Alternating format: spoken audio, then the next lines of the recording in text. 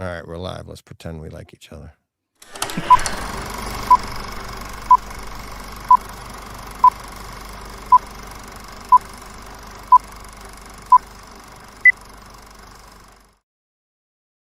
We are Brightside Theater.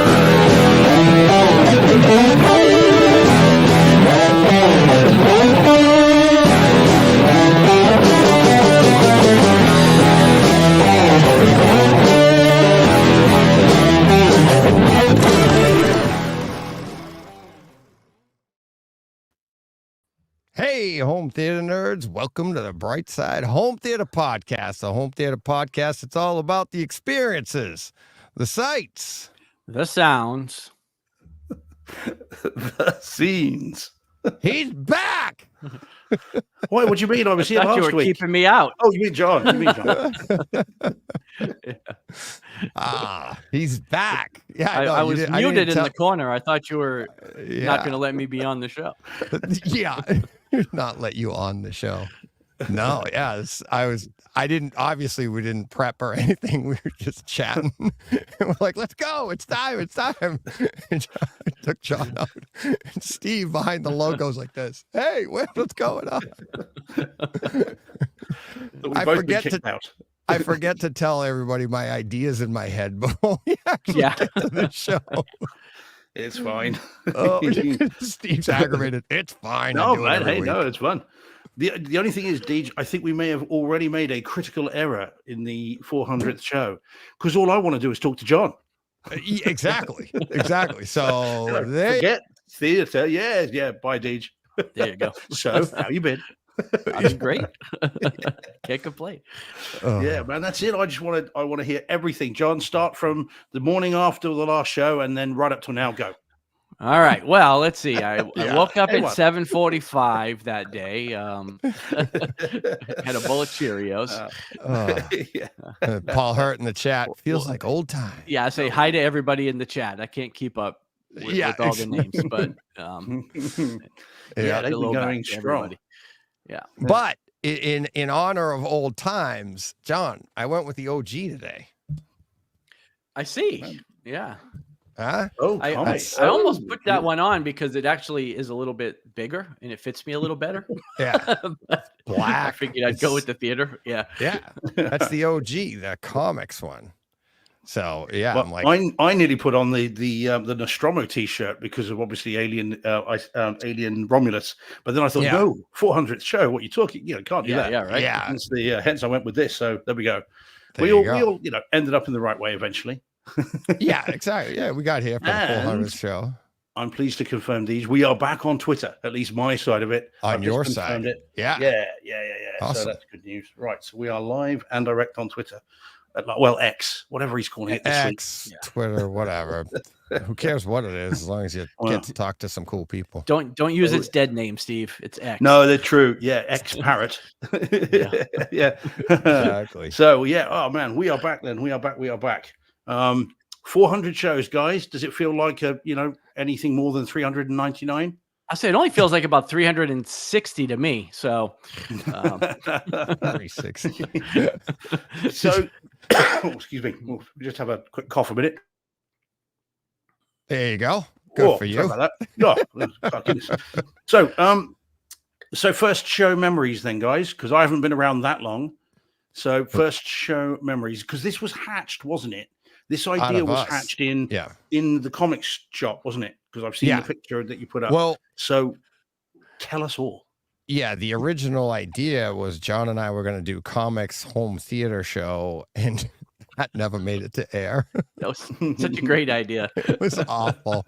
We actually did record a show, and we did one or two at least. Yeah, and we were like, "These are awful." We were falling asleep, like recording them. It was so bad. We'd switch from one topic to the next, and we're like, "This doesn't work." Like so. Where we just watched Justice League, and by the way, Kaleidoscape just introduced a new 123 terabyte server. Yeah, it would have been awful. It would have been awful. So we stuck with the comics for the first year, and then that was in 2018, and then there's no doubt about it. It's like none of us would be here if John hadn't said yes to doing this, because I couldn't have sat down in 2019 by myself if I hadn't learned how to do it. John and I just staying up late, talking, figuring out how to do this. And like, we spend all day long talking on the phone. Like, this is how we got to talk when we're on the show, right? This is how and it wasn't live at the time. Back then it was we were just recording. So it was like, right. And because of our schedules, we started at 10 o'clock my time, 9 o'clock his time at night. And we were like you, Steve, now. Yeah, like Steve now. And then we would finish at like 12 or 1 my time. And it was just. DJ would edit till 7 a.m. Yep. Yeah. There were mornings Jen going to work and I'm in the living room and I'm trying to get the Wi-Fi back or something. I'm trying to edit to get it out on time. John's texting me the next day. Why do you give an F? Like, why do you care? We have 6 listeners. Nobody cares. I'm like, I gotta do this. But yeah, it was in him and I, like, and what I was editing was we'd talk. And there was such dead air between. I'd be like, okay, what do we want to talk about next? I don't know. No. It's like, it's so hard. Yeah. It took us a while to find our footing. Yeah. But then you started this on your own. Like we were doing the one show while concurrently with the home theater show for a while. Yeah. And eventually that kind of became too much. And you asked me if, we would drop comics and just keep this one going. And I said, yeah, sure, whatever. Yeah, and you were always like, just like you are today, just I don't have much to talk about. I was just saying I don't have a lot of home theater to talk about because I haven't really been keeping track of what I've been watching. I've watched a whole bunch of stuff. It's been 6 months, but I haven't kept track of most of it. So yeah. And but you've always said that, like even when I brought, like when you came over to here and we dropped chat and we just came over to here and you're always just like, I don't know what I bring to the show. I'm like, it's us. It's just us. Yeah. Well, and you do bring a ton to the show. Home theater guy, I just watch stuff and, I don't timestamp things and I don't really listen with as keen of an ear as you guys do. I just enjoy and ramble through my thoughts when I get on the show. So. Well, as that's everybody what we do. Said, you ground us. Steve and I'll just spin off on the rails all the time, and you're like, guys. Well, to be fair, you've kept most of your shows at 2 hours or less since I've been gone. So yeah, but that's not the hour afterwards and the half hour before and the and they're talking about everything and anything before we go. And let's start. Oh, okay, go on then. Yeah, exactly. Yeah, exactly. You know how it is. Oh my god. Otherwise known as the Brett issue. Oh man, you guys are legend. All right, should we say hi to everyone in the chat then? That's join us on our going 400th show. Yeah, it's gone crazy. So Steve Att is in the chat, somehow apt. So he's dropped in. I know that, by the way, YouTube has reset twice. Because as soon as you set up the show, there were comments. They went, more came in, they went, and then we're back to these ones. Oh, wow. So this was So that's just how it seems to be. So Mikey's in, Bill's in, AC3's in. Oh, Captain, my Captain. That's a quote from the Dead Poets Society. Might as well start on him early. We've got who else? We got Nathan Reed's in. Did I say Bill McAllister? If not, I'm saying Bill McAllister. Eddie Trochet's in. TSG Spartan's in again. Local boy. Holger's in. Hi Holger. Paul's in. Jordan's in. Mike Wright's in. The gang Nathan, is Marcus. Yeah, Dom's in as well. Dom's dropped in. Carl's in. Greg is in. Is Greg dropped Greg the Awesome Ninja, or is that not the Greg? I don't see it. I think that's a different Greg. Yeah, different Greg. Okay, gotcha. Alrighty. Marcus Beeb's in, and Kevin Gardner's in as well. Ooh, that's a quick one. Saying, gents, any suggestion for a good Tuesday night movie? Well, obviously not until we finished, and then it'll be too late to see a film, won't it? Well, in your neck of the woods, yeah. Well, that's true. Yeah, mine definitely. Yeah. Yeah, here it's like, good Tuesday night. What's a good What is a Tuesday? Tuesday night movie? I don't know. Yeah. What's a Tuesday like? How does that feel? Is it comedy? Steve, it's always horror. Yeah. I'm saying Terrifier. Terrifier 1 followed by Terrifier 2. Tuesday night. That's kind of, what is Tuesday? It's not like it's a Friday or a Saturday where you can kind of watch something longer and kick back and get hammered. It's Tuesday, you've got work the next day. So what are you going to do? We did a show like that. Do you remember what was it, John? That was over on chat. Which one? The one where every time I said something, you had to take a drink. That was a tough show. One of the blackout shows, I think. Yeah, one of them. I think there were. We had 2 or 3. We had 2 or 3. Yeah, 2 or 3. Sometimes I would indulge. I think it's happened here. Those were all on chat. What comments am I breezing past? What happened? I think it's Carl suggesting about exercises we do for everyday John's been gone and stuff. I think. Oh, okay. I didn't know like he'll breeze past them. Who said? Yeah, I'm like, what the? I'm like, Hi, Dean. New person in. Dean says hi from Minnesota, but in Dublin tonight, and I've been all over Ireland the past week. Oh, nice one. Oh, hi, Dean. Nice. Thanks for dropping in. Yeah, cool. Yeah, cool. Not that far away. By the way, Deej, how did Meg get on? Is she back safely, or still in? And you're still alive, so all's good. All's good in the world. Did you get away with that then? Yay. Yeah, exactly. You went into hiding. Breathe easily. Yeah, exactly. Yep, she's back. Had a good time. Yeah. I was. I just saw her this past weekend at a graduation party. I was like, it's weird when you see your kids in passing like that. It's new to me. Yeah, well, get used to it. John knows. John sees grandchildren in passing.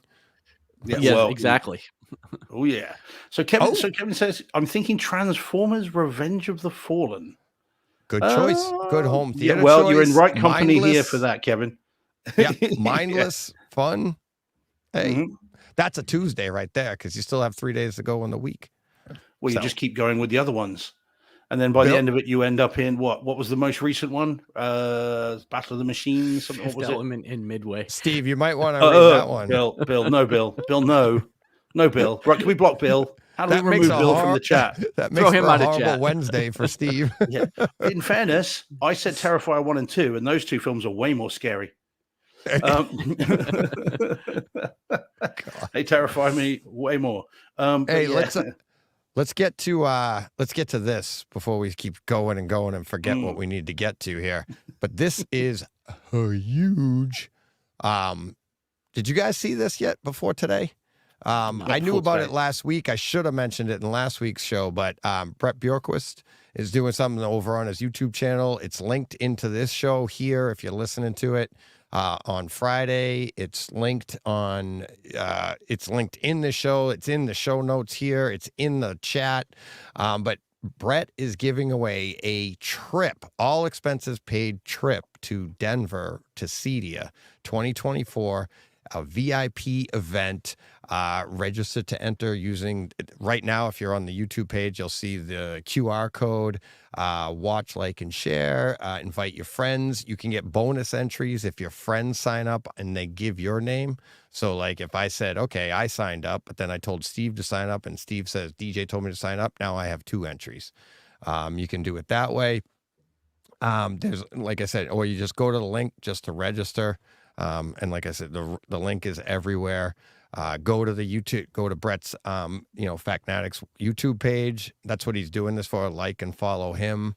But the event that you're going to be going to is obviously you're going to Cedia, but he'll fly you out on that Friday. But then there's a huge event, which is crazy for me to say that I'm involved in this because it's like, let me see if I can pull it. I got to pull up his words here because it kind of blows me away that I'm even involved in this because he mentions in the thing. So I'll read it to you here. It says, he's coming out of pocket to create a true bucket list experience. So please register and share this with your group so I can continue to do cool stuff like this for the people that love technology like I do. Entry fees are legit. Oh, where's the damn notes? Let me see. Post-it notes. I see nothing's changed. Yeah. No, I had it here, but now I have the picture up. So thanks for keeping me. It's underneath the note that says "Sell Cockatoo by Koala." Deej. Yeah, exactly. Let's see. Yeah, I gotta find the other thing. But anyways, you're gonna get to sit in on I gotta find the description because I don't believe it myself. It's so funny. Let's see. Boop. Nope, not that one. Not that one. I got too much crap going on. There we go. Cancel. There's lots of discussion in the chat about. I'm Brett York with Head Fanatic, and today I'm thrilled to announce the biggest and most unique Congress York list ever put together. Can you guys hear that? In my 25 years in the industry. Echoing. That's funny. Yeah, because there's two of them going. Two Bretts. Two Bretts. Yeah. We'll be here till Thursday. Yeah. Next week. Let's see. This isn't helping. All right. This is a contest of the year. All right. Here we go. This is the contest of the year to the hottest ticket at Cedia. Taken over Sound Room 4, which consists of Seymour Screen Excellence, Storm Audio, Christie Digital, Ascendo, and Lumagen, and a Movia seating. I'm flying you into Denver on Fridays to catch a bit of the show, and then at 5 p.m. when the show floor closes, you'll be escorted to Sound Room 4, where we'll spend the next few hours in an amazing $500,000 theater and all the demos you want. Even better, we've got some great people joining us as we relax in a room that just begs us to talk about our favorite tech. I've got Youthman, Giles, Todd from AV Nirvana, Haterade Cowboy, DJ Brightside Home Theater, Pose Acoustics, John Skasha, Eric from AVS Forum, and CE Pro Mag. Plus, I've got one more special guest I'm still working on. This is a true Avengers Assemble moment and an event you can't buy tickets to, and people will be asking. Then on Saturday, I'll take you around to all the other cool booth demos so you can see the latest of what's out there, and I'll introduce you to some of the people that make the products we all love. Then once the floor closes, I'll get you onto the airport and on your way back home. So there you go. That's all you got to do is register for that. And like I said, the links are in the show notes and all that. But when he told me about it, and I'm like, wait, what? I'm like, all of these at one point, he's like, the top 10 people in home theater. And they're like, why am I in there? I'm the donkey in the stew here. I'm like, what the heck? I'm just like, hello. Hi, everybody. I was trying to enter, and I'm like, I'm involved. So, but yeah, really, really cool. And that he's doing this out of his own pocket. So yeah, register to win, sign up for his YouTube page, all of that fun stuff. But it's going to be, I can't wait to see who wins. It's going to be awesome. It's going to be awesome. Presumably that one is going to be US only. I hope so for his sake. But yeah. First class, British Airways. Yeah. So, but yeah, it's $7,000 value. Yeah, $44,000 value. Yeah.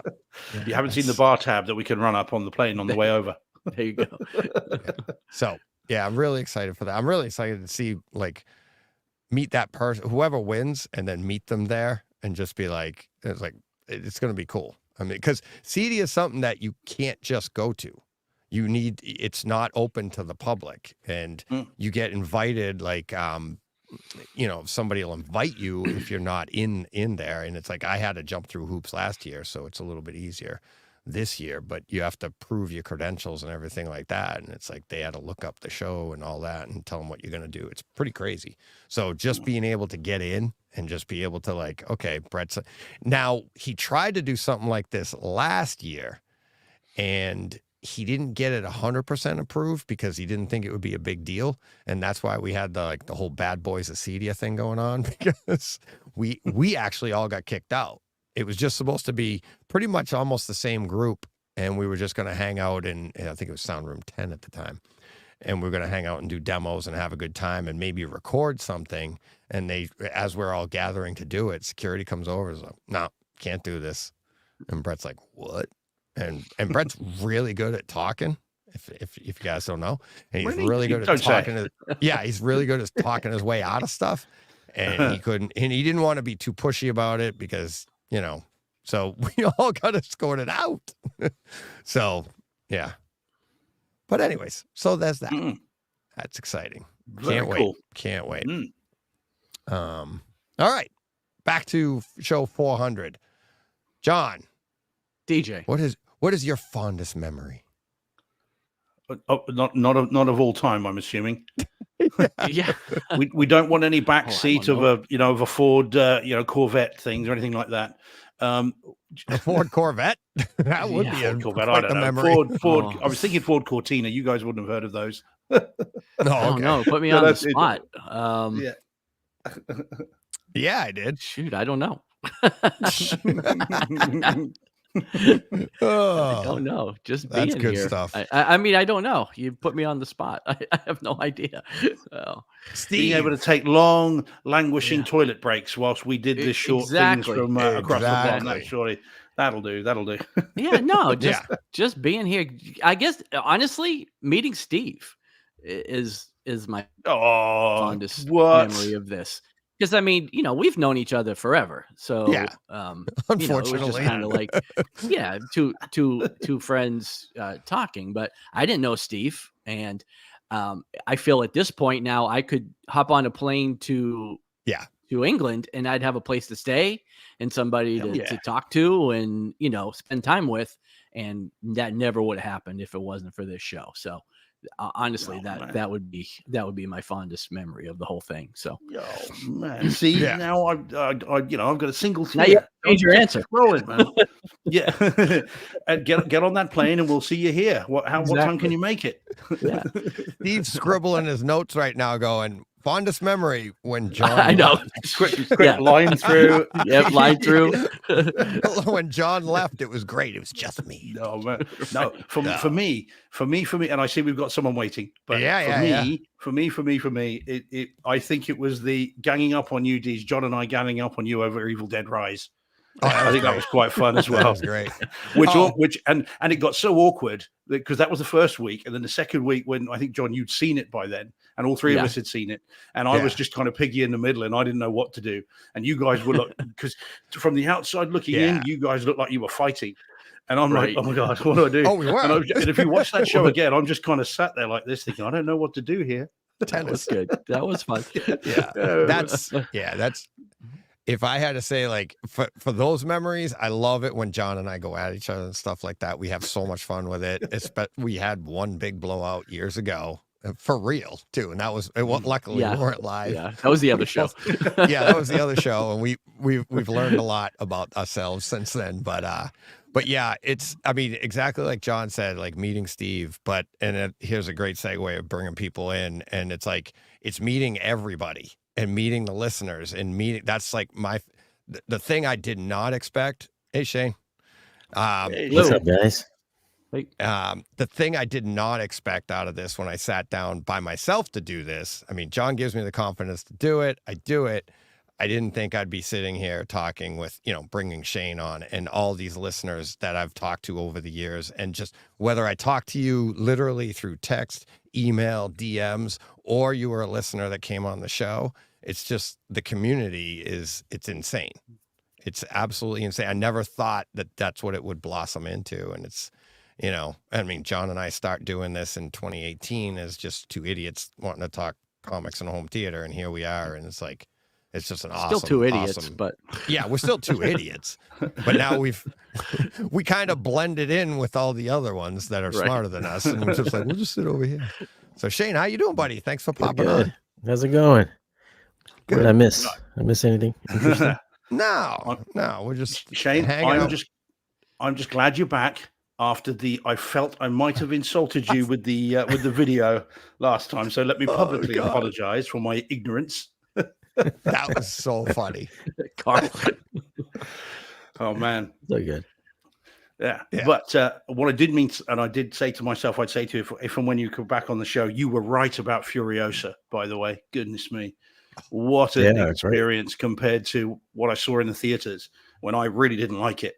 And I saw the 4K disc last week before, and it was awesome.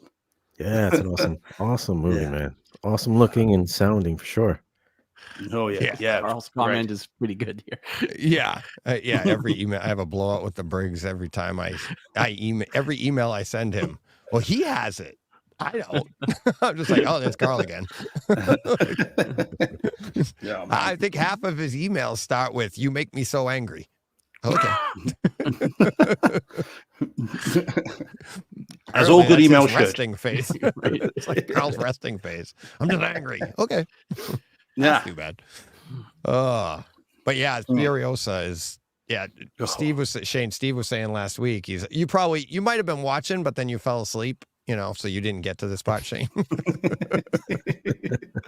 And for people that don't know, that's what Shane said that a while ago. He's like, I was watching it and I fell asleep. I was going to make that into a commercial, but he absolutely loves the movie. He thinks it's movie of the year, right, Steve? At the moment, in terms of home theater experience, and I went from. I said I really didn't enjoy it in theaters. I mean, just for those that listen will know. And I thought it was wrong. The scale was not great. I thought it was too different to Fury Road. But seeing it at home was a revelation. It was a completely different movie. And I went from as I said, a 2 out of 5 to a 6 out of 5. And just was blown away by it. It was great. And you were also bang on about Kingdom of the Planet of the Apes as well. Although I've only seen the Disney Plus version of it. But yeah, the Atmos on it is not great. Other than the little eagles at the beginning, that's kind of it for the foreseeable. So yeah, I mean, you don't need me to say you were bang on. You know you were bang on, but nevertheless, it was still very cool. I put timestamps in my video of all the Atmos moments that popped up. There's like maybe 6, and they're like maybe 2 seconds each. Ugh. Yeah, it's such a weird decision that they've made on that for such a kind of atmospheric, action-packed movie. Where there's always something going on. And bearing in mind they kind of took a lead from Apocalypto, which is a great home theater experience, and only rewatched it recently. The whole story is basically Apocalypto, and so they've kind of emulated that story, but not emulated the sound mix. So it just seems kind of strange. Well, there we go. Hey, I got this here from Paul. He says, "Hey Shane, just quietly." Well, you can't do that on the show. Hey Shane, just quietly, can I say great interview with Trinov's guy? Eye-opening. Thanks. You want to elaborate on that a little bit, Shane? Yeah, so we had Trinov on for about an hour and a half or so to talk about waveforming. Now that waveforming is now out. Yeah. So I've been playing around with that for the past few weeks. It's like each calibration is like 4 hours. So it's like, it takes a little while. But yeah, I get some pretty stellar results for not having the ideal setup. So what do you have for subs? I got all kinds of stuff. I know that, but in this setup, like they're supposed to be like identical subs for the best performance, but I've got a 21-inch RBH. I got a 21-inch power sound. I've got 2 RBH like double stack 12s, and then I got 2 rels. So I put them all together, and I was like, let's just make this work. And I got some pretty good response down to like single digits low. It's pretty crazy. I think I'm within 2 dB of each seat of how even everything is. Yeah, it's pretty good. Holy crap. And how big's the room? 300 square feet. So yeah, your room is similar to the one I'm building. It's like, isn't it like 14 by 18 or something like that? 14 wide by 25 deep by 10 high. Oh, you went, that's right. Yeah, you got 10. I got 9. Yeah, that's okay. I was just thinking my dimensions, what's the false walls, but yeah. So that, and how much now? I know you listed them. What's that? About 8 subs? How many subs is that? Did you do 4 across the front? 3 front, 3 back. Okay, 6. And that's not bad. Today's appearance is sponsored by Liquid Death. Yeah, it's water. It's water. It's like the greatest marketing ever. It's like he's drinking liquid. It's water in a can, people. I thought it was beer at first. When I would go to the grocery store, I'd be like, I was like, it's an interesting skull for a beer. Yeah. I picked it up one day. I was like, this is water. Yeah. In a can. Yeah.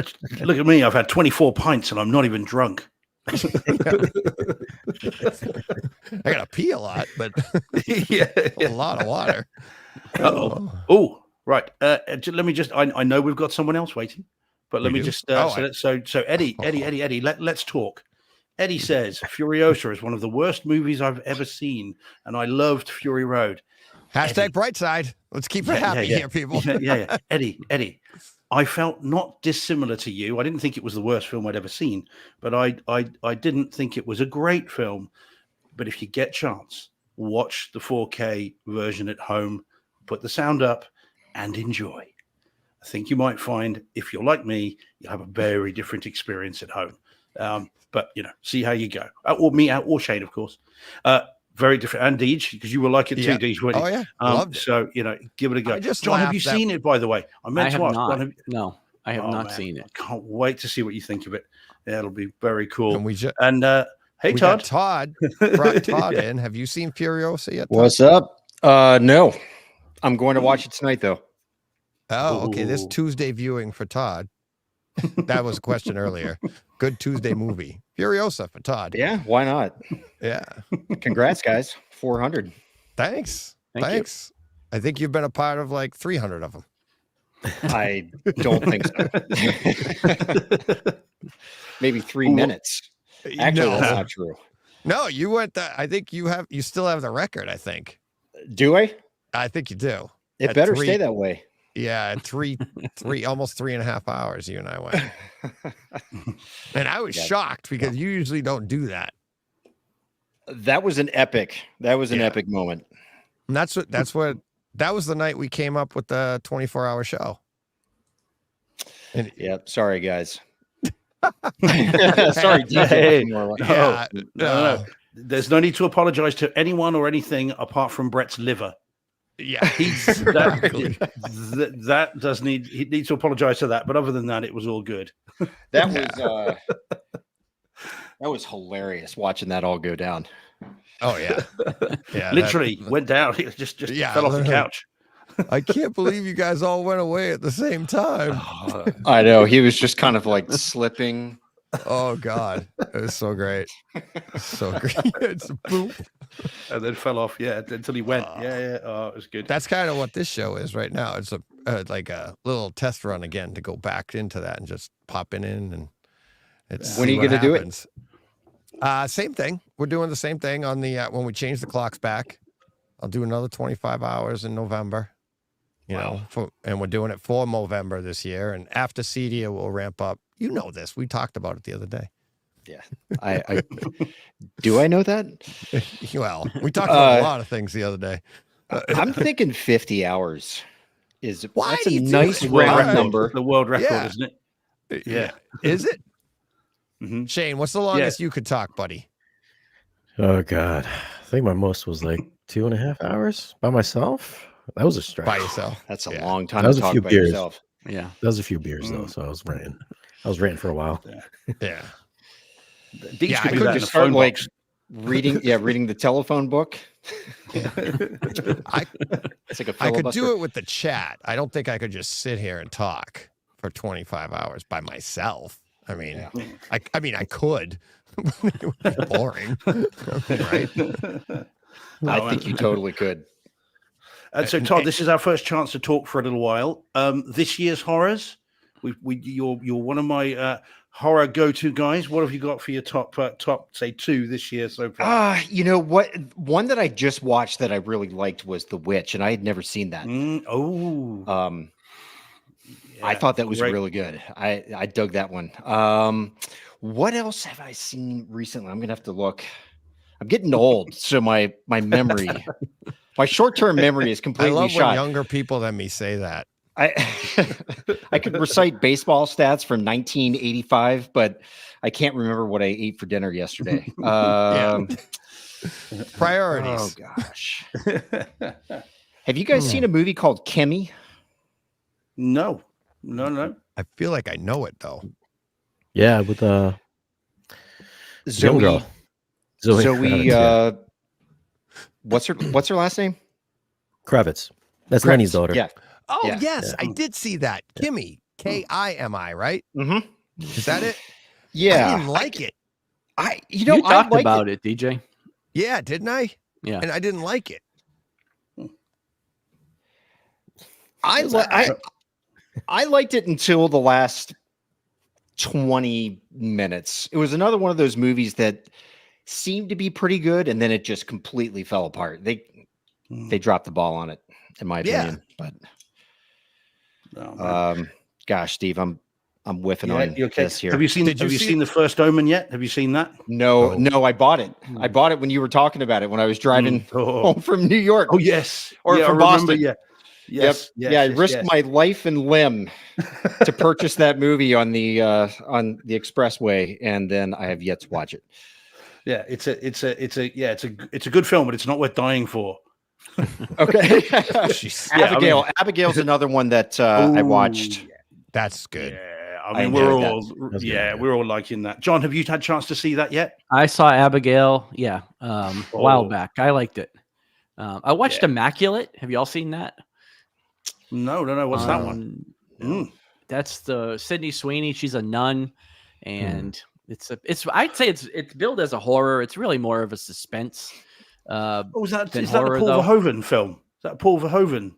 I think directed so. That, didn't? Yeah, I think he did. I don't want to spoil it, but it wasn't great anyway. So, but that's the last one I watched. I was just about to order it, and delete. I mean, it has Sydney Sweeney, so there's some merit there. But other than that, it wasn't great. Oh man, yeah. There's been some good stuff this year. You know, we've had some decent things. Have you checked out In a Violent Nature yet, Todd? Have you had a chance to see that yet? No, I've never even heard of it. That's a movie that you know, once you've seen it, that'll be one to discuss on the 25-hour podcast. Because I'd be very curious to see what you make of that stalk and slash movie where all of the conventions are thrown out the window. It does everything backwards, basically, not literally, but it's very, very, very good and ultra violent, and well worth seeing if you get a chance. If you can stomach. You said it's called Violent Nature? In a Violent Nature. Oh, In a Violent Nature. Okay. Yeah, it's a weird title. You know, it's a kind of shoestring budget movie where imagine a stalk and slash film from the perspective of the killer. Okay. Throughout. You just follow the killer. It's really strange. Have you seen that yet, Shane? I haven't seen it, no. I'm not the biggest horror guy, but yeah. It whenever I get to speak to Todd, it's the first thing we talk about is horror.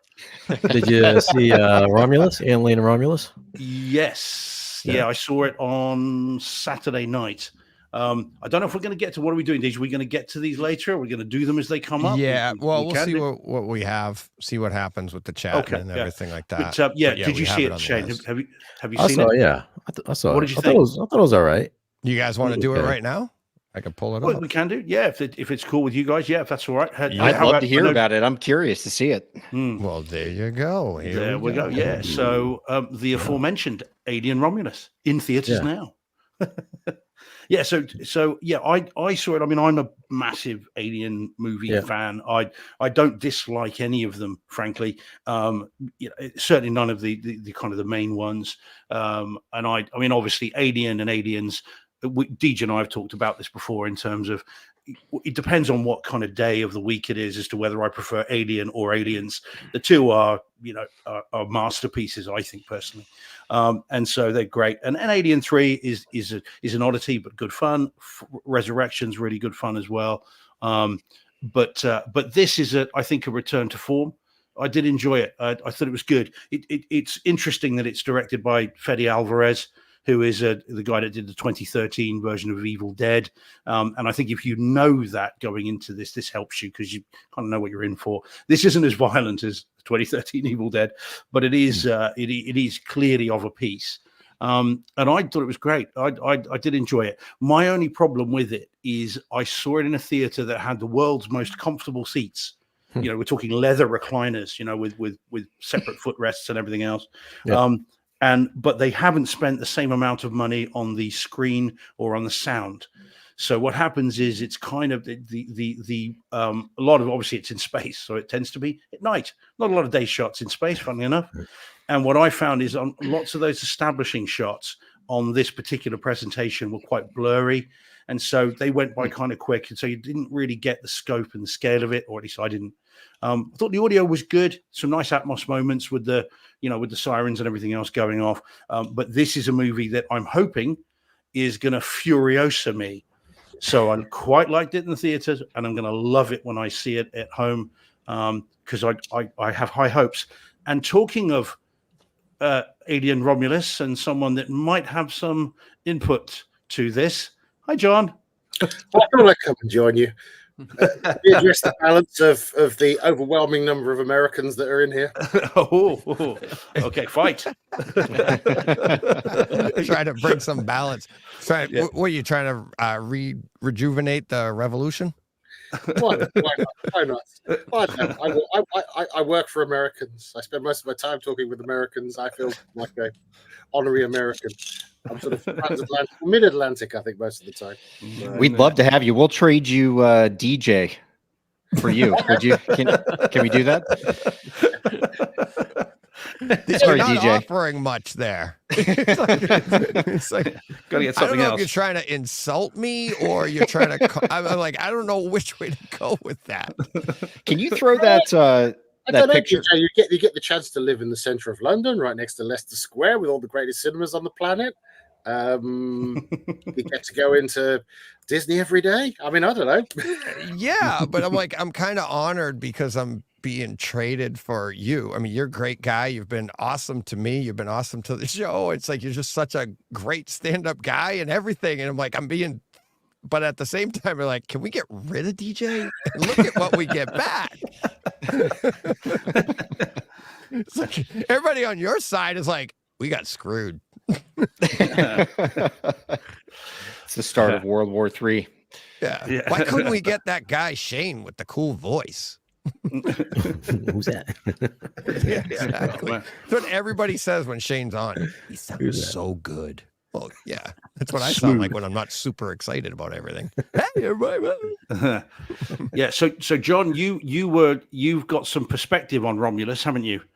I've seen it a few times. It's a great movie. I don't know if you saw the director today. Basically, tweeted that he'd been banned from a Reddit chat room for impersonating himself.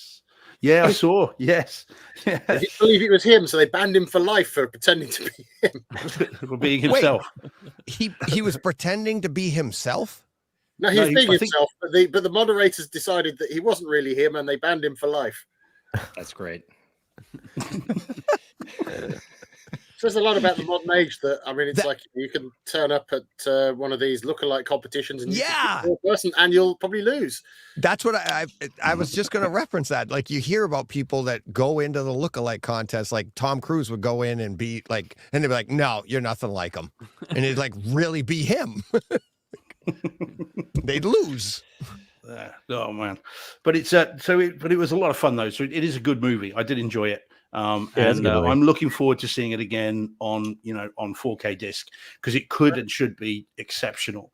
I was surprised though, Steve, that you didn't spot the shot of the Canary Wharf Underground that slipped in there. For a film that's mainly shot in Budapest, there's that one shot where they're sliding down the underground in Canary Wharf, which is also the same underground that's in Rogue One. I may point out. Rogue One, yeah. We see. I spotted it in Rogue One. Sorry, guys, we were referring to a text conversation John and I had a couple of nights ago, So I spotted it in Rogue One, where you had the escalators that are just covered with crude sort of, paneling, isn't it? And you can see clearly because there's nothing else that could be. But yeah, I must admit, I didn't spot it in Romulus. I was looking for all kinds of other Easter eggs I'd been told were in there. And so I must have missed that. But then, that's my excuse to see it again. A film that was primarily shot in Budapest on the same soundstage that 2049 was shot, because obviously it's a Ridley Scott film, and I think he must have the Budapest sound stages on retainer at the moment with the same crews. Yeah, I mean, it was a one-day shoot they did in the UK where they just did some pickups for some reason. They needed them going down some stairs, so they shot at Canary Wharf late one night. Oh, God. That was good. And what did you make of it, Shane? You said you enjoyed it? I enjoyed it, yeah. Some of the callbacks, I was like, are you guys doing this again? Or I was a little indifferent about the whole "get away from her, you bitch" line. I was like, oh man, you kind of taking that away from Sigourney now, because it's like now you've said it first. That bugged me a little bit. This part is not a.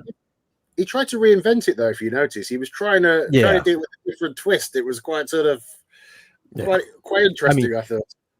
I mean, it got a good pop at my theater. Like everybody cheered for it. So, I mean, I guess it worked for a lot of folks. I think they must have been nervous. They must have been nervous about that line though, because they put it in the trailer, didn't they? So I wonder whether they kind of I think it might have been the final trailer, but it's in there, and I wonder whether they were nervous as to whether people would respond like you did, and think, right, well, let's put it in the trailer so everyone's seen it. So when it kind of rolls around, no one's going to be really upset. Yeah, yeah. I thought this is not a spoiler because it didn't happen in the movie, but I don't know what the time frame is between this movie and Aliens, but I thought that girl that was pregnant was going to be Newt's mom. I was like, oh shoot. I was like, that's going to be Newt's mom. Because I was like, oh, that'd be cool because they're going to go to the LV, whatever it was in Aliens 2. 426. Yeah. And I thought maybe the goo was going to be the thing that infected in Aliens 2. But obviously that didn't pan out. They went totally different. But I thought that would have been a cool way to go about it, but they didn't. Other than that, man, it was cool. I mean, I guess Rook was cool. That was pretty cool seeing him in there. But yeah, I thought it was good. I mean, the young cast kind of bothered me a little bit because I felt like, I don't know, these guys are like the CW cast. You mean South London's finest? On the way back home on Saturday night, I tweeted out that I was going to see it, and someone sent me a DM. Forgive me, because I'm pretty sure that person in the chat, I think, but I'm not sure. But someone DM'd me saying they had just seen it and enjoyed it, but they would have liked to have seen it with subtitles, because this was an American guy who just said I could not make out what most of the cast was saying. So it was a bit of a train spotting job. I have to say that yes, I have noticed, having seen it in numerous other theaters, that actually if you don't see it in a theater that's perfectly set up, a lot of the dialogue you miss. I have noticed that.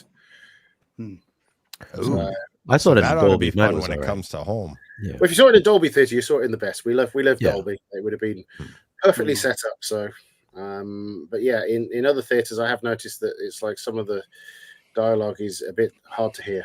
But that's due to the theater not being set up properly. Yeah. Thanks, Chris. Sorry, it was Chris. I think it must have been Chris. Yeah, thanks, Chris. Well done. I know someone did. Forgive me, Chris. I couldn't remember who it was.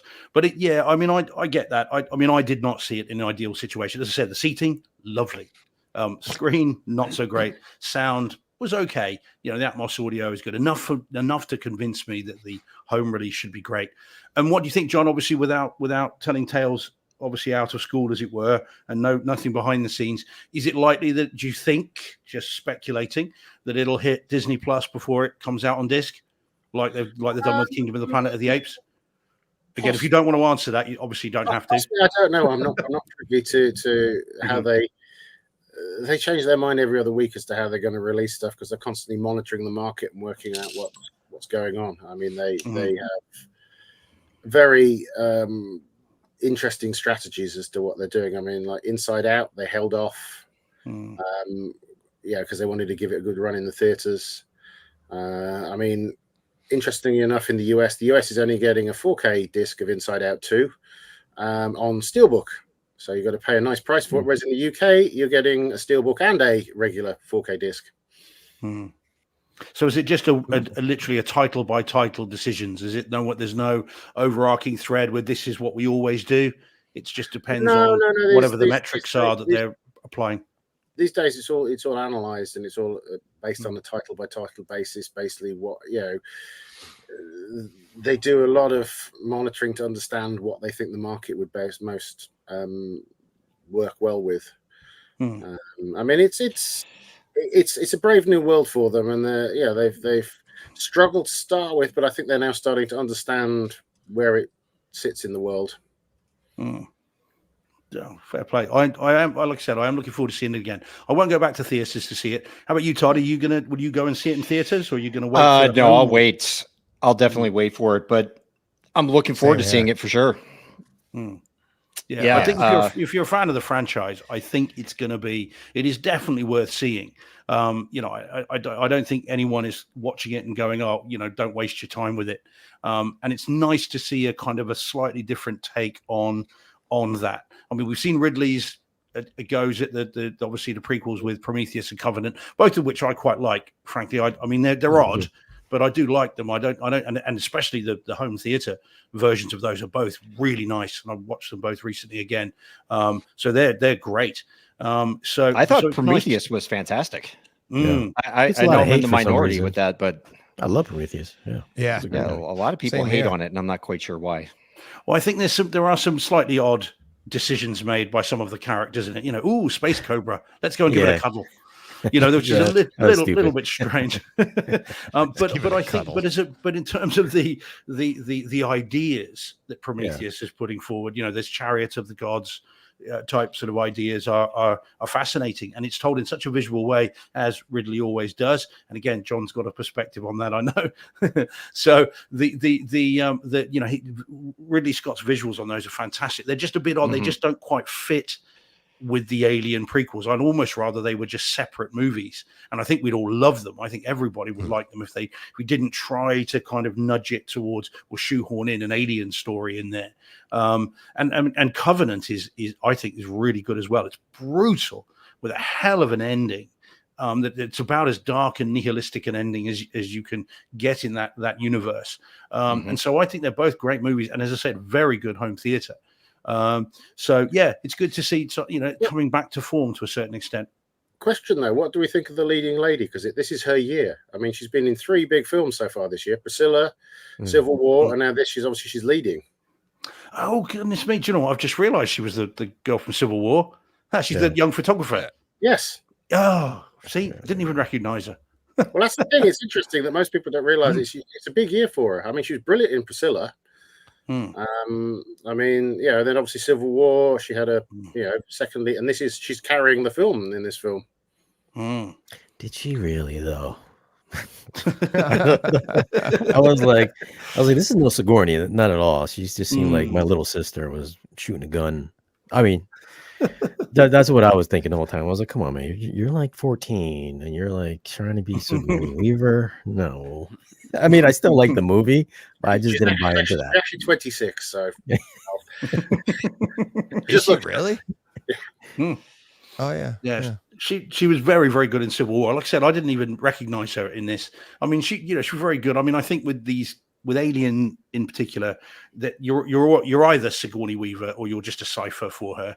Right. And so I didn't really pay a lot of attention. I mean, the guy that John, you'll know because I know you've been tweeting about it. The guy that played the android, that's not a spoiler because it's in the trailer as well. He was very good. I'm not sure what his name is though as an actor. Can't think of his name. He was great. Here's one, because you're obviously all Alien fans. What's Sigourney Weaver's real name? Ellen. No. Ellen Ripley, isn't it? Ellen Ripley. Yeah. No, her real name. Her real name. Oh. Yeah. No idea. No idea. No, go on. Her real name's Susan. Google. Yeah, because Susan Weaver. Susan Weaver. Oh, I see. Oh, sorry. Right. I was going to say, sorry, Ellen. I thought you were talking about the character.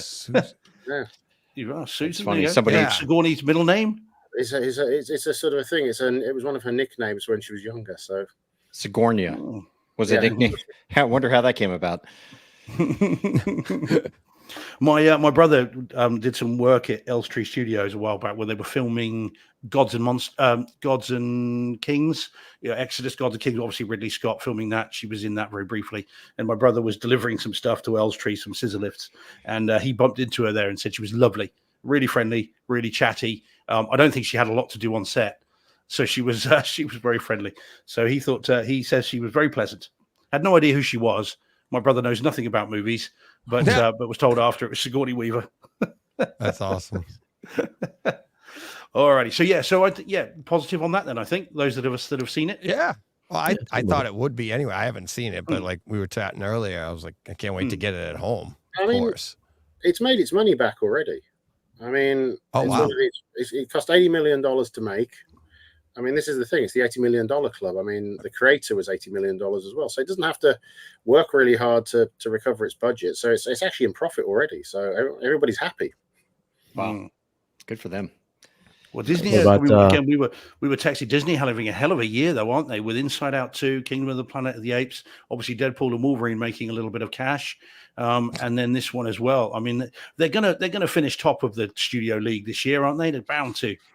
Yeah. I think I mean, the trouble is that changes every year. I mean, it's almost a bit like sort of like, I don't know, like being man of the moment. It's sort of like every year, it's like one of them is going to be the bottom of the list. I mean, it probably looks like it might be probably Sony this year.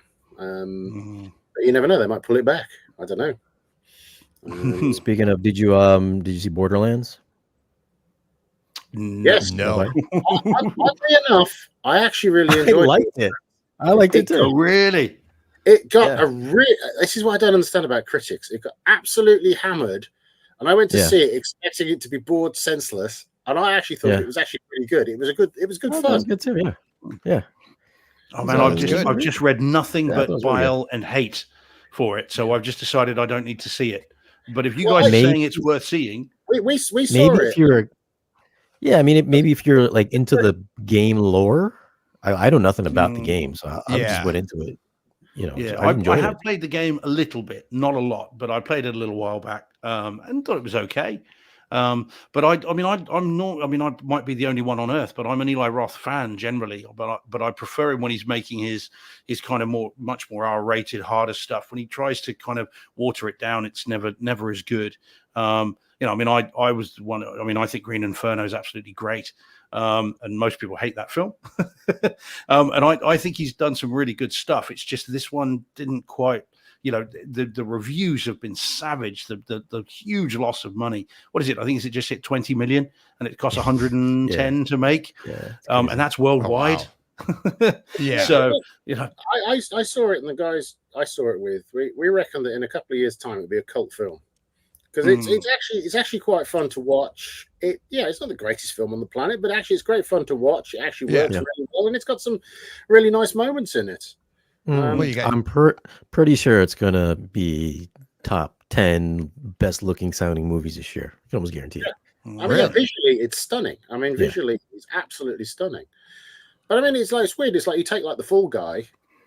I watched The Fall Guy and I absolutely hated it. And then I watched the extended version of it and I went, this is an incredible film. I really like this film. I'm really into this film. What the hell did they do to it?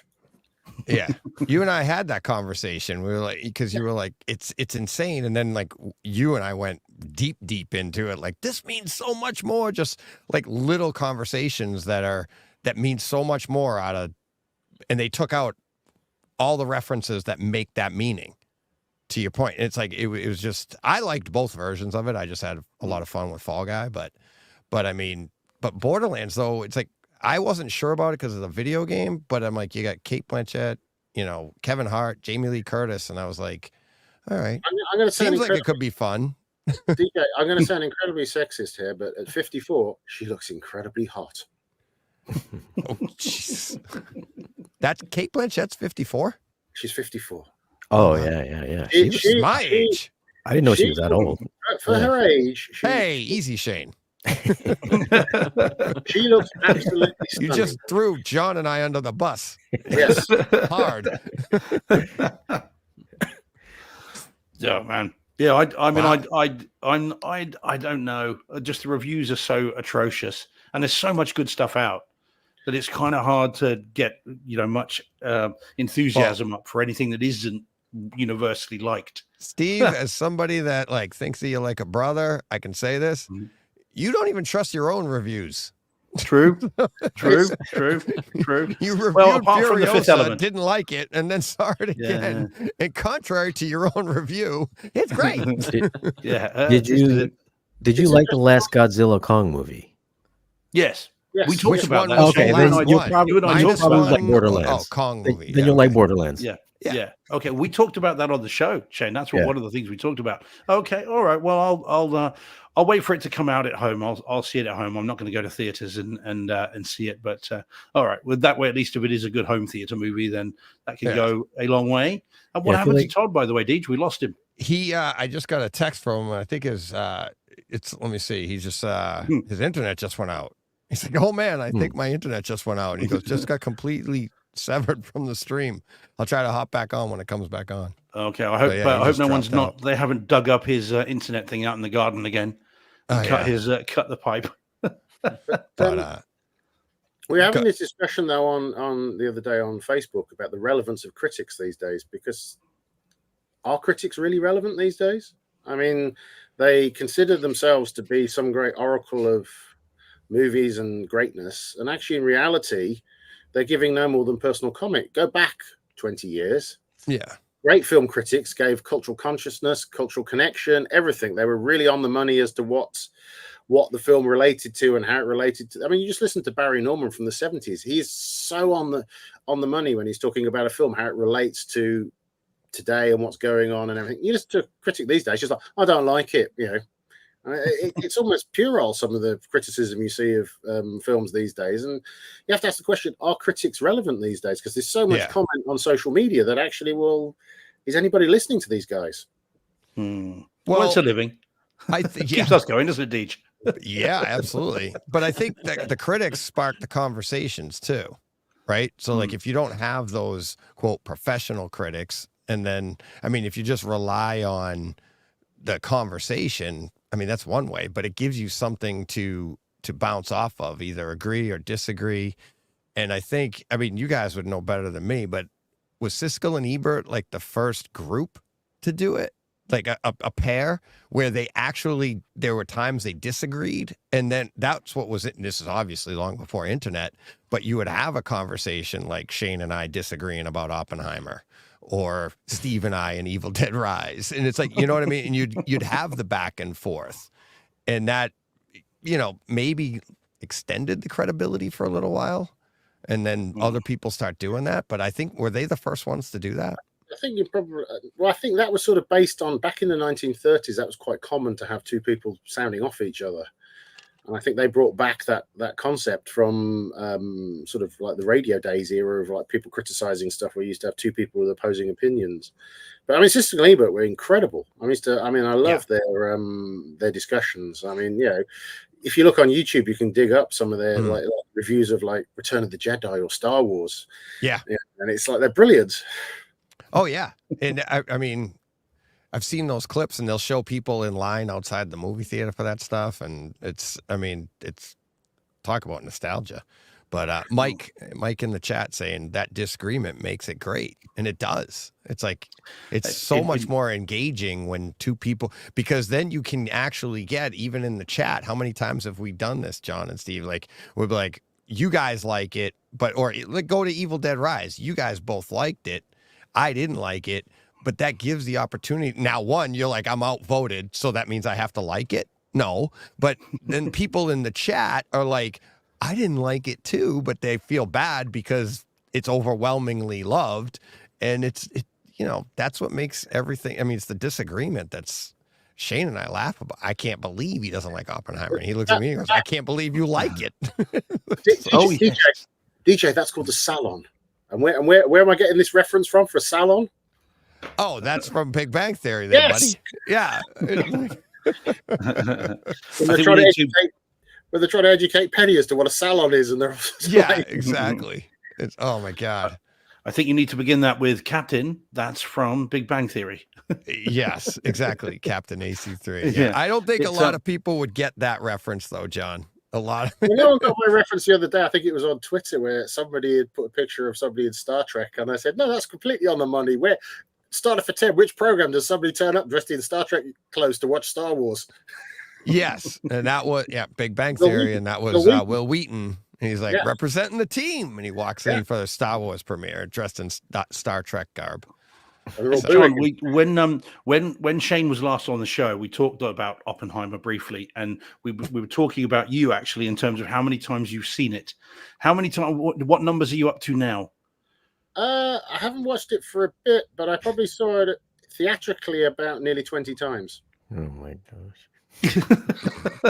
We were trying to explain to Shane, who is not a fan of Oppenheimer, how many times. And I was trying to say, I know you saw it. I think when you and I last discussed it, you'd seen it about 13 times theatrically, and then you'd seen it at home. Shane, I'll have to explain that, Shane. It's like I wasn't watching it digitally. I was watching an IMAX print, and ultimately I was watching Nolan's personal IMAX print, and it was quite something. And it's one of those things that you probably won't see again. I mean, they'd have to bring the print back over from the US.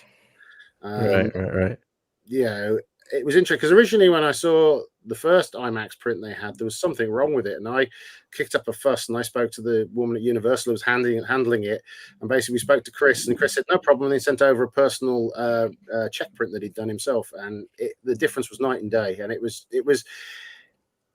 like having a fine meal. You just didn't want to end. Yeah, I'm not sure that would make a difference. Shane's not convinced. I'm with Shane on that one. Even if Nolan was sitting next to me, I'd be like, dude, this movie is like 2.5 hours too long, buddy. 2.5 hours too long. He wants the cliff notes. Yeah. Todd, you didn't like Oppenheimer too? No, I watched it one time, and that's enough for me. Actually, no, I think I did a Base Hunters episode on that, so I've seen bits and pieces of it more than once, but I'm never going to sit through that from start to finish ever again. And I like Christopher Nolan films. It just, I had a headache. I just felt laborious kind of sitting there watching it. It just wasn't entertaining to me. Did you watch Barbie though? No. And I never will. I told you there's more to Barbie than you might think, in fairness. It's not the movie you think it is. It's really good. Yeah, it's not. And again, as a dad of two daughters, that I know you are, and as a guy who's a modern man, I think you'd get a lot out of Barbie. It's actually a thought-provoking movie. It's well worth your time. You're probably right, but it's just me wrapping my head around believing it. That I just, and I only say that because of, my time, and I have this stack of movies I've never watched, and then I look at Barbie, and every time I'm like, yeah, no, I'd rather watch, Oppenheimer again. The Omen, yeah. I feel really bad saying it because I know so many people loved it, and I get that it's this amazing piece of art, but just because I keep telling you that. I'll tell you something, guys. I was given a "Am I Ken Enough" T-shirt. And every time I wear it, the most beautiful women come up and start chatting to me. Yeah. Well, it's funny that you say that. You say that, John, because the first time John was on, it was last summer. It was before, and we were doing a Takeover Tuesday, which is audio only. And if you see, like, I'll pull him up on the make him the. That's what he was wearing. Barbenheimer. Barbenheimer and the hat. And I'm like, and he's like, I go, oh, is that all for like, did you just come from the movie? They go, no, this is for the show. And I go, now we were recording. He was nice enough to record late at night for me, and it was late for him. So it was like the middle of the night. So I go, no, John, sorry, buddy. Nice to meet you, but this is audio only. He takes the hat off and he laid down. In a breath. Yeah, but he was like, and what did we talk for like 3 hours that night? 3 or 4 hours. And I think we recorded 2.5 of it. And then, that's not the longest conversation we had. I think the longest conversation we had was like 16 hours one day when we were just talking. Literally, I had to plug my phone in twice. Yeah, we started early at like 6 o'clock in the morning. John texted me about Kaleidoscape and like the differences and stuff. And then I was talking with Ben. Ben Goff recently, and he's like, and I told him about that conversation. He goes, "Yeah, I had that conversation with John too."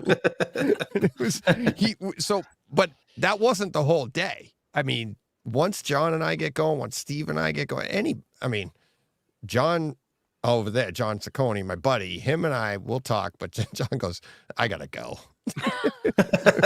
he just hangs up. Smart man.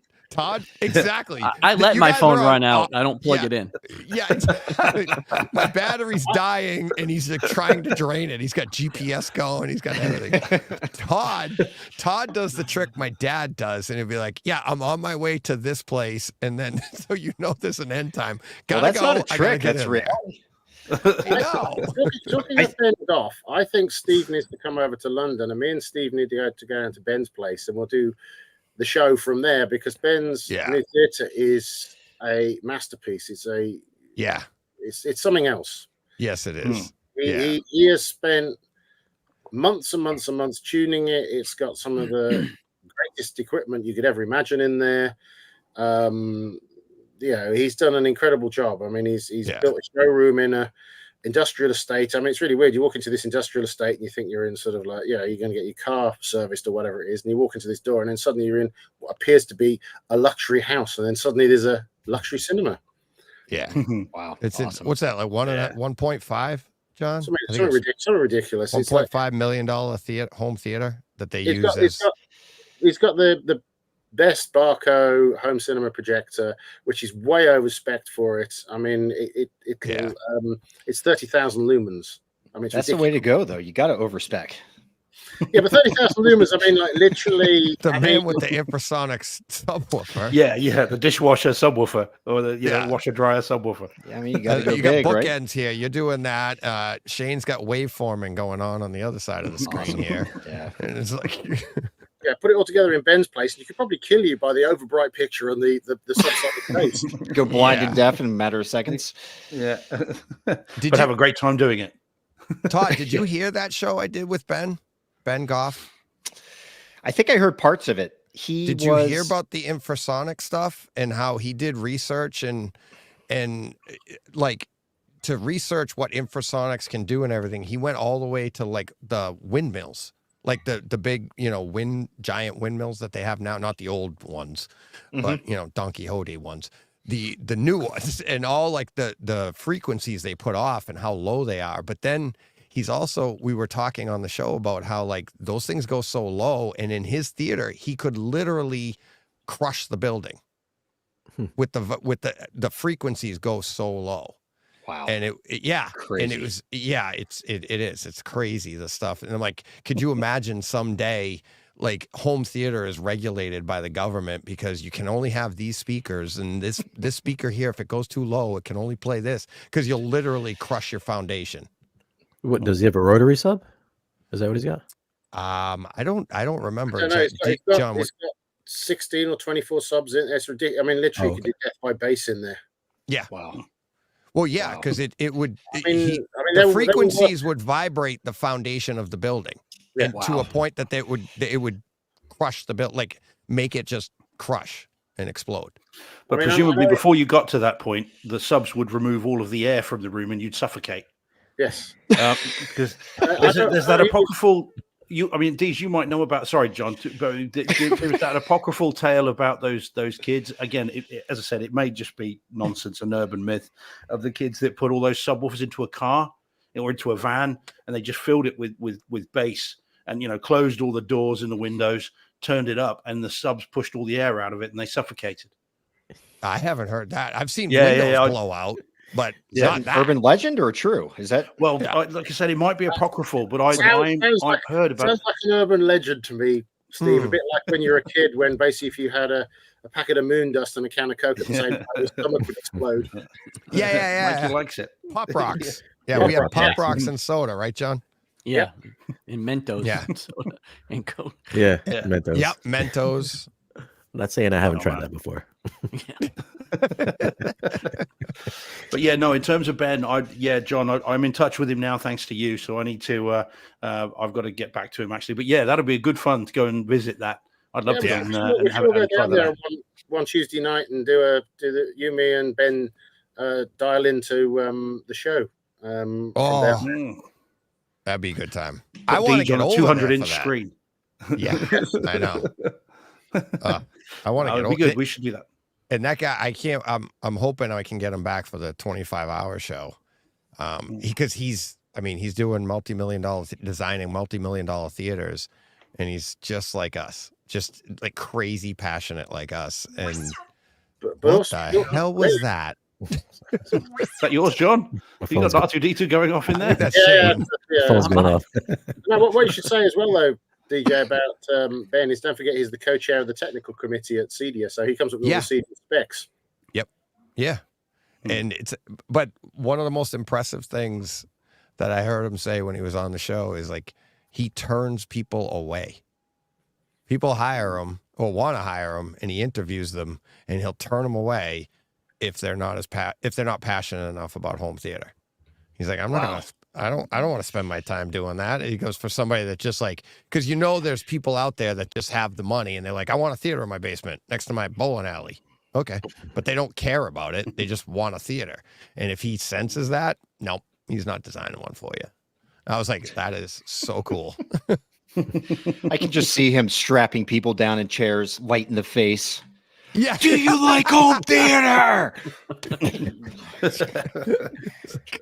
in a soundproof theater. Yeah. Everybody just turns face. Yeah, he turns it, goes to reference level, and if the people are like, no, too loud, you're like, all right, you're out.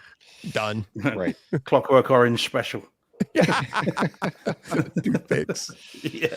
Oh God. Man. Alrighty. Yeah. So are we going to do some more movies, Deej, or are we going to? I was going to go back to the 400th episode moment here and just do this. And it's like, we all know this. Let me put it up on the screen. Everybody knows this. This is our logo. Home theater, bright side, picture, sound. I'm wearing the original, the OG, which is the chat, which still said bright side, but at the top it would say comics. And then, what was it? Movies and television would be down the side. So I redesigned it for this. But how many people? John is the only one probably in existence that's seen this other than everybody else.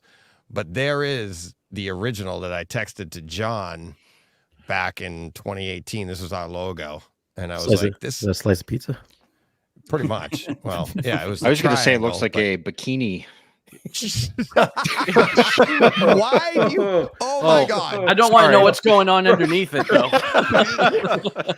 Whoops! Connection error. Is this before or after the waxing? Yeah. Well. Hey, John. That's for the Brazilian edition. Oh my God! John's like, what kind of podcast is this? Oh God! Why do you always go to these the weirdest places? I just call it like I see it. What can I say? Oh my God! Yeah, like when we were at Cedia last year, we're like, I want one of these in my shower. It was a light board that you'd put at like Fenway Park or something. This giant light board could do all these things. And stand there, the poor woman, what was her name? Amy, I think, or something. I can't remember. No, it was a kind of a milky wall with lighting behind it. Yeah. No. Yeah. No. I still want that in my shower. How cool would that be? I know, but it was like it was me, you, Michael, Youth Man, and the woman. I just goes, I want that in my shower. She looked at me like I had 5 heads. Yeah. So you don't think she meant that you were talking to her? Who knows? It was at the end of a very long day. I was just kind of brain dead at that point. Yeah, it was that the lighting company. But Martin just dropped in. Hey guys, I actually got to run. All right. But I just wanted to say congratulations. Thank you. Thanks for popping in, Todd. Yeah. Are you at your destination now? You got to get off. Yes, I got to get off now. Driving to here. You got to take off. I've got dinner calling me upstairs at the moment. So, all right. I'm going to go hang out with the family. There you go. But thanks, buddy. Good to see you, guys. Todd. I'll see you soon. Thank you. Right, bye. Later, All buddy. the best, buddy. Talk to you. Cheers, Bye, Todd. Martin, how you doing? What's up? Not So good to much. see John's face. Yeah. There you go. This is nice. For anybody that doesn't know, this is Martin Ferretti. He runs the Nerdy Legion. I'm running. Yeah, well, you used to run it, now you just fix it. Constantly fixing it. But yeah, you if it wasn't for you, we probably wouldn't be here either. I'm so glad you made it to 400. I have not made it to 400. It's because we record like twice a year. It's gonna take you a while. Yeah. I don't even know if we've made it to 300. I think we're on like 298. Yeah, I think you guys were talking about it in the last show. Yeah. We've been in the 290s for like 3 years. Yeah. John, it's fine, whatever. John and I ended chat at like 2 something. Yeah, we wanted to get to 3.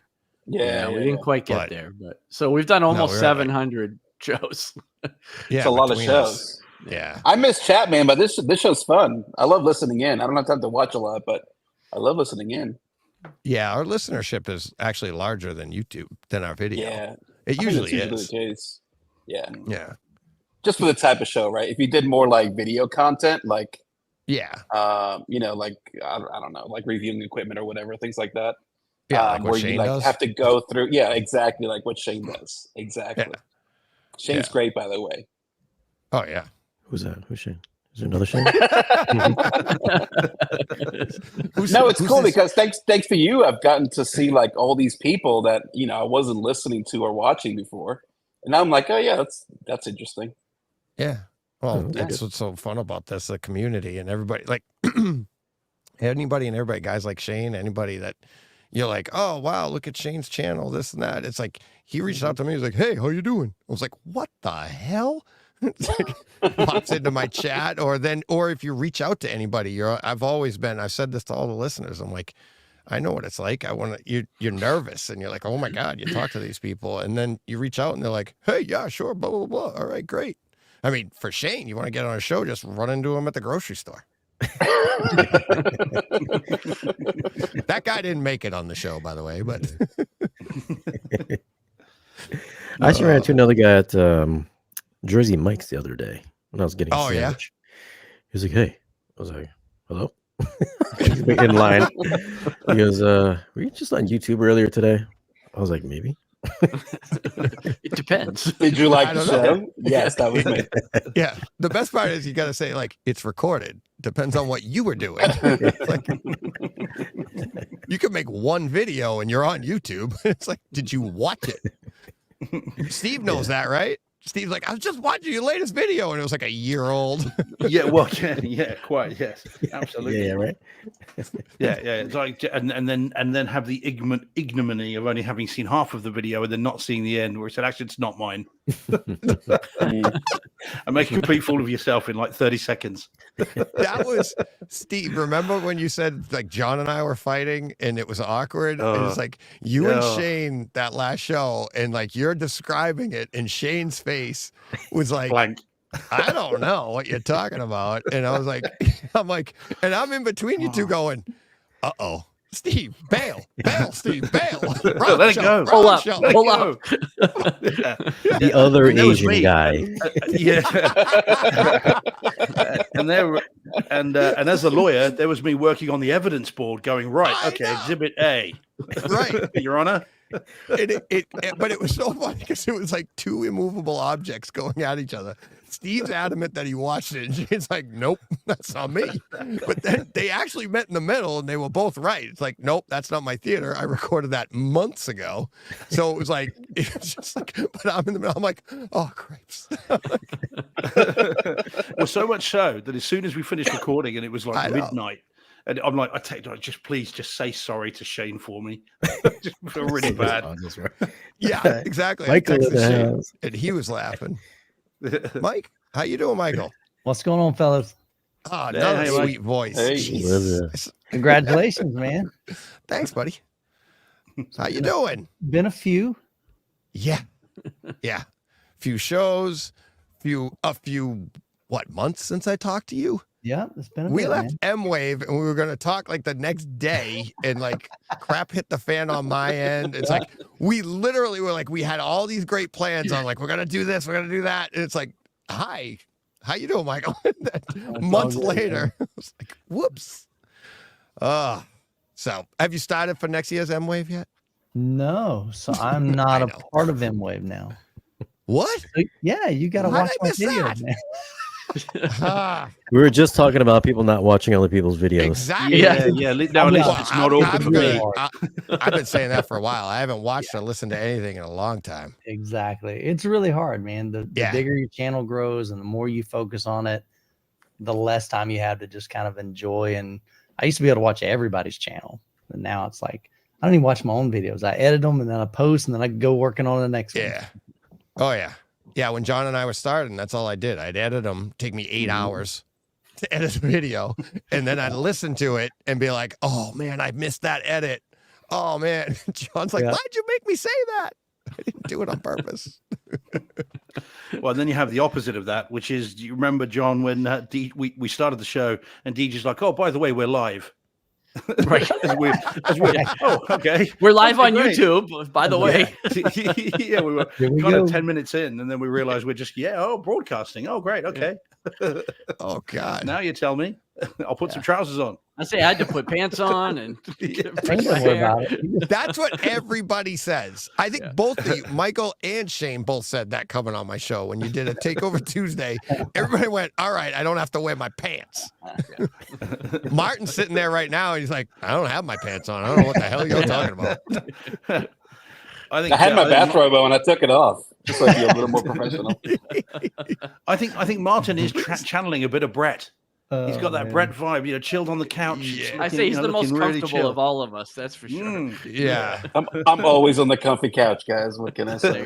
Yeah. There he is. Look at him. Looking good. I'm getting gray. Man, look at all that gray. I don't know who's grayer, me or you. I know. We should have a battle. Yeah. For episode 500. Yeah. My wife said that's just all white now. It's not gray. You guys remember that one video where Michael came out with brown hair? Dude, that was during COVID, man. My wife was like, man, your hair is like really gray. I've had gray since I was 25. And it started off with like a little wisdom patch, and then it went to a pasture, and so it's just like the whole thing now.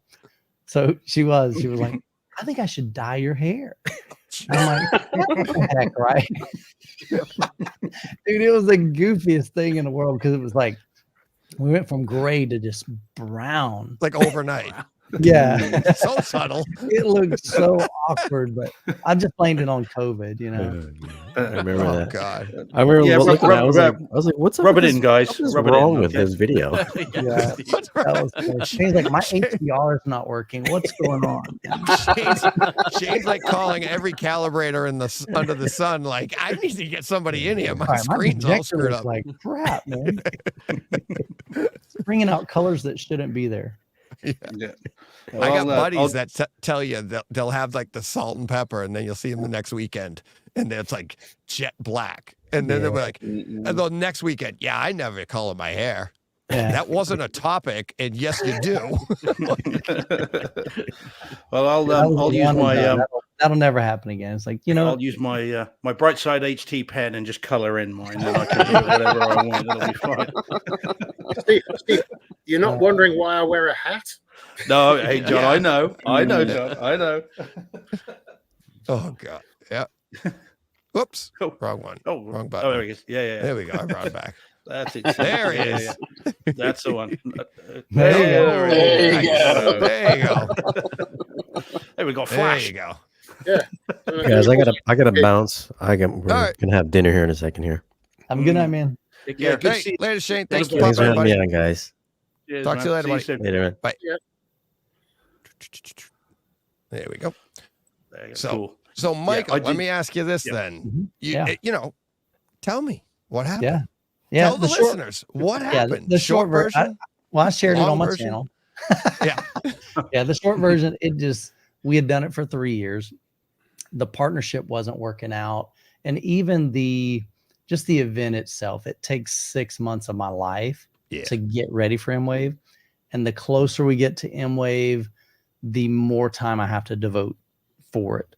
So by the time the last month, the month of, I'm spending all my time on M-Wave.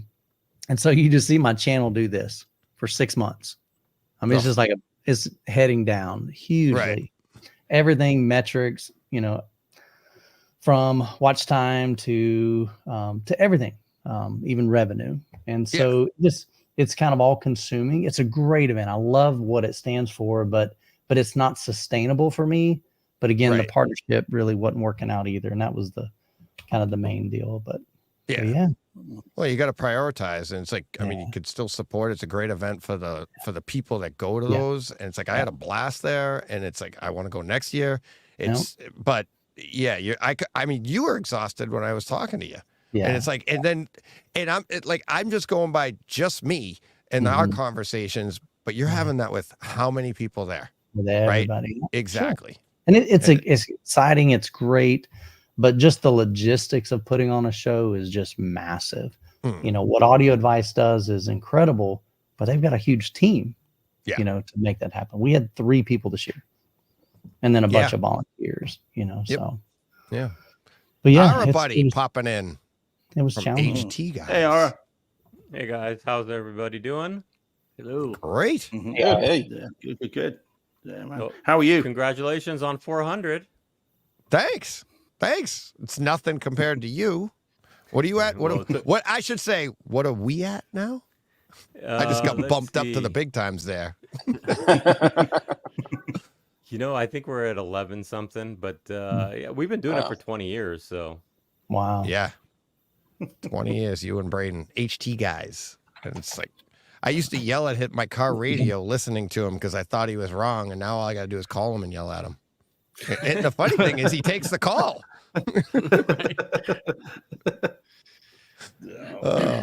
And we're recording we're recording this week's show right after this. Yeah, everyone tells me I'm wrong on a lot of things, so you get used to it. And it starts with like my wife and kids too, and it doesn't have to be about home theater either. Oh no, that's why I stay in my lane. Surely, Ari, you just win every argument by just showing the Oscar. See this? See this? I wish I physically had it, to be honest with you. The problem is when you win like a group Oscar, it goes to, in our case, it went to the head of the sound department at Sony Pictures. So he's the one who had it in his office. He's since passed away, but it stays at the office. But I don't care. I think on paper, it's there. Yeah. And DJ 1164 is what we're recording tonight. Show 1164. Steve at in the chat, is this a 24-hour event? No, we're done. We're done in 27 minutes. Could have been. It might be for you guys, but yeah, exactly. Not for this guy.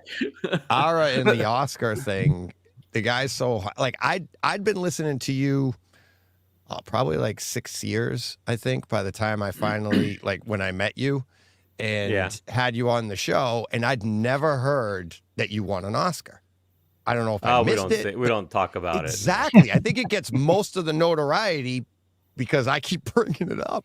Because when you were on the show, I'm like, oh, so what was your background? And I knew you worked at Sony. I knew you did this. And then just casually, you're like, yeah, and we designed this thing. And it, we won an Academy Award for it. And I was like, what? I'm like, you won an Oscar? And you're like, well, I didn't, but you're like, the team did. Even my son is hearing it, and he goes, it's like the Stanley Cup. You win it as a team. I'll tell you though, all I did was write the user interface for the product. Actually, we called it man-machine interface back in the day, but we don't say that anymore, I guess. But anyway, so that's the software that I wrote. But I'm more proud of the patents that I have, and I've got way more patents than I have Oscars, because the patents I actually had something to do with. More so, not that I didn't have anything to do with it. It was a big collective of a lot of things. Yeah, and the patents were a lot my ideas and that kind of stuff. So, were you were you at Culver City and Sony at Culver City? So that's we were in Newport Beach, but we drove up to Culver City at least twice a week. It was, and at that time, Interstate 405 was being retrofitted for a carpool lane. So sometimes there'd be road closures, and I'll tell you, sometimes it was miserable going up and down to the studio. Because those mixing rooms in Culver City are some of the best in the world. I mean, that's why Sony I've been in them. Discs. Yep, I've been in there. In fact, I watched these, Academy Award-winning mixers do their job, and then when it was all done, we got dressed down for why our product sucked. but I'll tell you though, with that though, it forced us to be better. And so we'd go back down to Orange County. They used to laugh. They'd go, "Oh, you guys are going down behind the orange curtain." So we'd go back down to Orange County. We'd work and get some stuff done. We'd be able to send them software, but every now and then we'd have to go up there and load it and show them how to do it. So cool. Oh man, you do they really know that? Yeah, well, yeah. And do they really know what all those buttons do on those boards?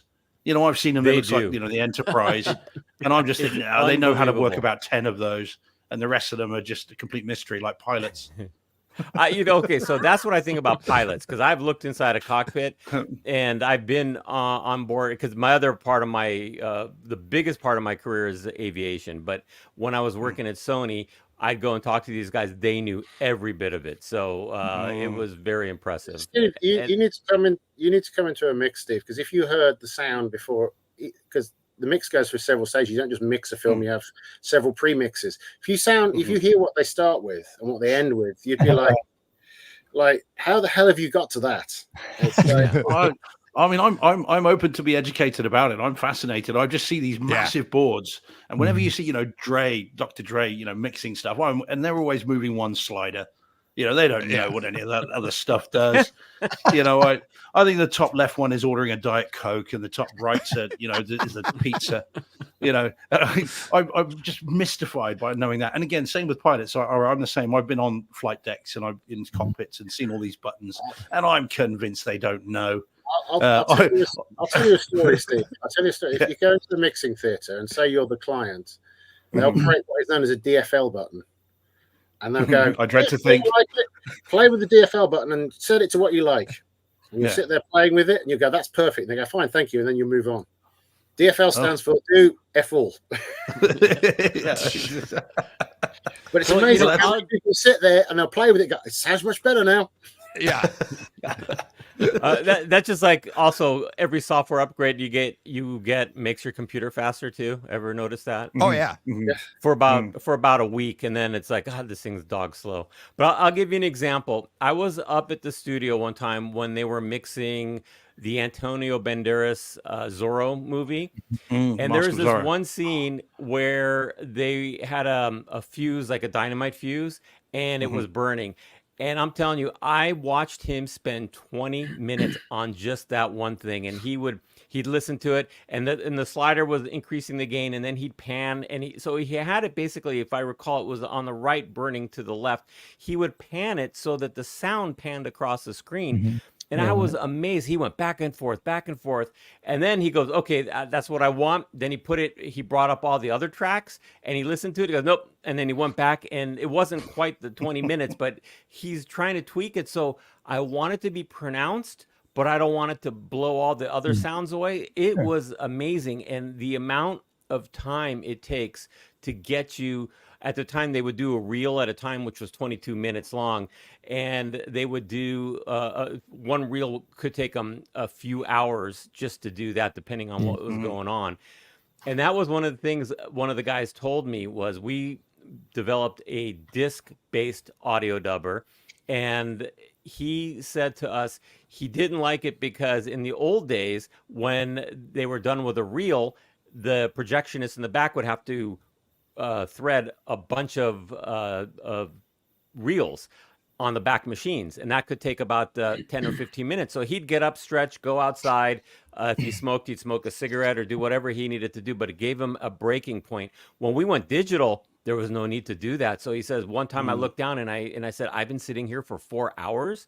So that was one of the more interesting things about when they moved to digital and versus the old analog days.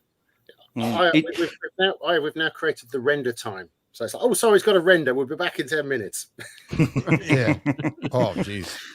It's I mean, you talk about The Mask of Zorro. I mean, I love that film, and Martin Campbell directed that, who's a Kiwi, a fellow New Zealander, so we like him already. But you talk about a film with pans. I mean, that and a sound-driven movie. I mean, that's just right from the beginning, where you get the kind of the swishing of the blade, and you can hear.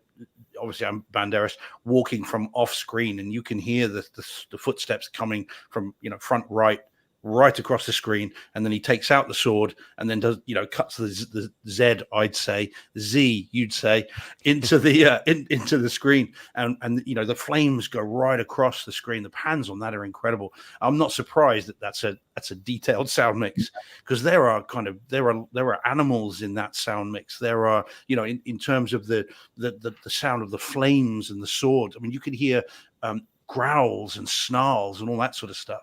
So yeah, very cool. But as I said, I still think that they only know 10 of those buttons. The rest of them are something else. DJ, do you mind if I tell another story? I've told this on our show many years ago, but so we were part of the sound department, and the head of the sound department at Sony Pictures in the 90s was a guy named Michael Kohut, and he has a lot of Academy Awards, and he's since passed on, but he did not understand what it took to develop software. So we would ask for requirements, and we'd get a piece of paper with like 4 bullet points on there. And that is not how you develop software. But he wrote one memo. I still have it here, but I'm going to paraphrase. It's like he was complaining that things were taking too long. And he said, like in the movies, the movie has to hit the street on the date and time. Your software has to be done at that date and time. And I kind of snarked, not to him, but to my colleagues around me. Yeah, when they're behind schedule on a movie, they just open up another sound stage and they bring in another mixer, and that mixer does part of the movie. We can't do that. It's not like you can just add other software engineers, because there's like a spin-up time and all that kind of stuff. He was so adamant that we got the software done on time. We were spending nights in Culver City. We were spending them in Newport Beach. My wife was getting really irritated at me because my kids were a lot younger back then. And we were killing ourselves. And then in the end, the whole place just kind of fell apart. I think he drove the engineers to leave. And that's when I left and went to Rockwell Collins and got into the aviation business. But Hollywood is a dog-eat-dog world, and it is so high pressure. The only people who have any kind of glamorous type of life are probably the actors. Other than that, everybody else in Hollywood works their butt off. Uncredited. To your point. Yeah, a lot of it is uncredited. Yeah. But no, but we used to laugh at some of the credits, because it'd be like the stylist to so-and-so gets a credit. The guy who was running the hot dog stand got a credit. If you look at the credits, some of them are pretty hilarious. That's funny. We never got credits, though. Just to readdress the balance there for what we were saying earlier, probably one of the top mixers, or most of the top mixers in Hollywood, certainly LA, are all English. And I'd say probably one of the best mixers in the world is a guy I've worked with a number of times called Andy Nelson. And he's got more Oscars than there are days of the week, but he did all the Star Wars films with us, Heat, and he comes from London. So what, do you have better ears over there? What are you trying to say, John? Like we just can't hear a damn thing over here? I'm saying your industry between the Canadians and the British wouldn't exist.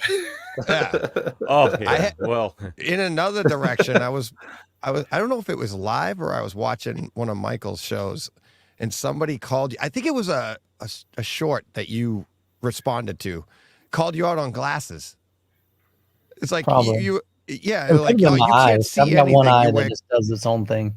Yeah, but like the person like commented to Michael and said you can't see it because you were talking about a movie and how it looked. Oh, okay. And they were like, you can't see anything. You wear glasses. Yeah. I was like, what the point? And you did. You replied to it because you were like, yeah, I wear glasses so I can see. So you can see. Like, what kind of comment is that?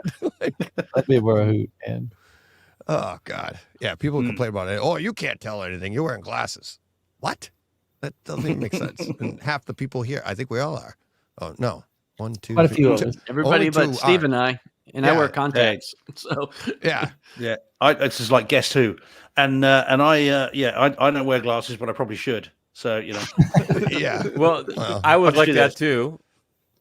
I was like that too. And one day I kept saying, how come I can't get this TV focus? It's a high definition TV.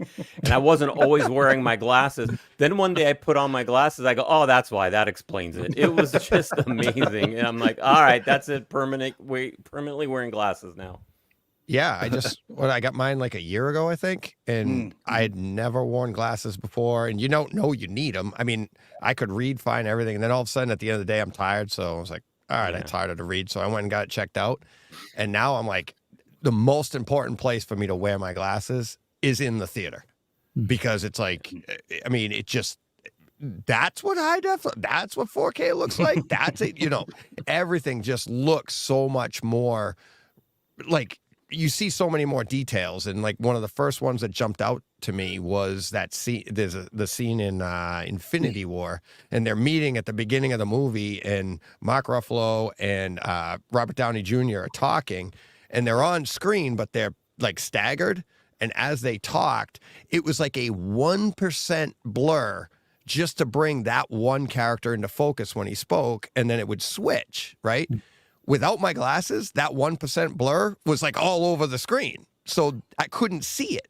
And then put the glasses on, and I'm like, oh my God. So like for all like the home theater people, they're like, oh, it's only a 1% upgrade. Who gives a crap? That's everything. If you're looking for details and stuff, I was like, it was huge. I couldn't believe how great everything looked. And I'm like, wow, I was blind for a while. All right. So, where do we want to go from here? Up to you. I mean, do you want to do a movie? Do you want to have a little talk about that? Or do you want to just shoot the breeze?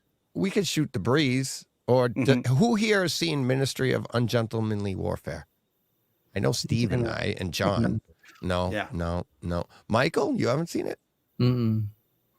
No, I just started watching the Guardians of the Galaxy. That's how far behind I am. I did see that in your chat somewhere. I saw you saying that, and I was like, "Wait, what? He hasn't seen." Yeah, me and my wife are watching that series, and she's even enjoying it. And Michael's just heard of a new podcast called The Bright Side Home Theater. We just had its first episode. 400. Oh, rehearsals. This is the first one. Okay. Catch it up. But you, Michael, you don't even get to watch a lot. So because now you're doing reviews and stuff. Yeah. So it definitely consumes you, and part of it is my theater room's typically a train wreck. I mean, I have, like, even now I just hooked up a pair of ELAC speakers. So I've got 2 speakers in front of my screen. I'm listening to in 2-channel, 2.1.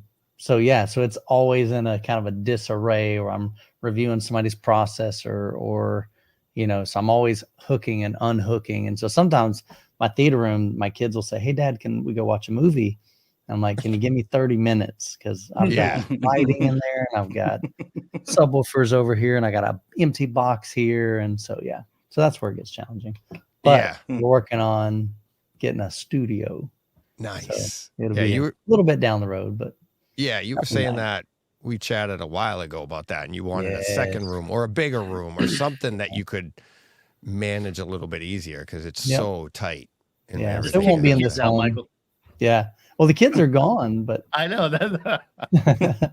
Where's your room? Yeah, it's a yoga studio, and then this one's a recording studio. That's the hard part. Is like Rebecca. She just came home yesterday from college, and then she'll go back tomorrow, and then so they kind of bounce back in, and then we got our grandson that we keep every Sunday night, and so then he's got a little room, and so. Are you sure, Michael, that they've gone? They're not just buried under subwoofers and cables and manuals. They never left. They're just trying to find their way out. Oh man, it is a very possibility. Isn't your projector room in your daughter's room, or what was your daughter's like closet or something? Yeah. So technically, we cut a hole in the back wall. Well, that back wall is her closet, and so it's in between like a pantry, not a pantry, a linen closet for the bathroom that's right there, but that's adjacent to hers, and we cut the wall out up there. So yeah, so she gets all the heat from it. I hate to say it, but she does. With my equipment, but yes, we'll pump the heat into the bedroom. Just pump it into Naomi's room.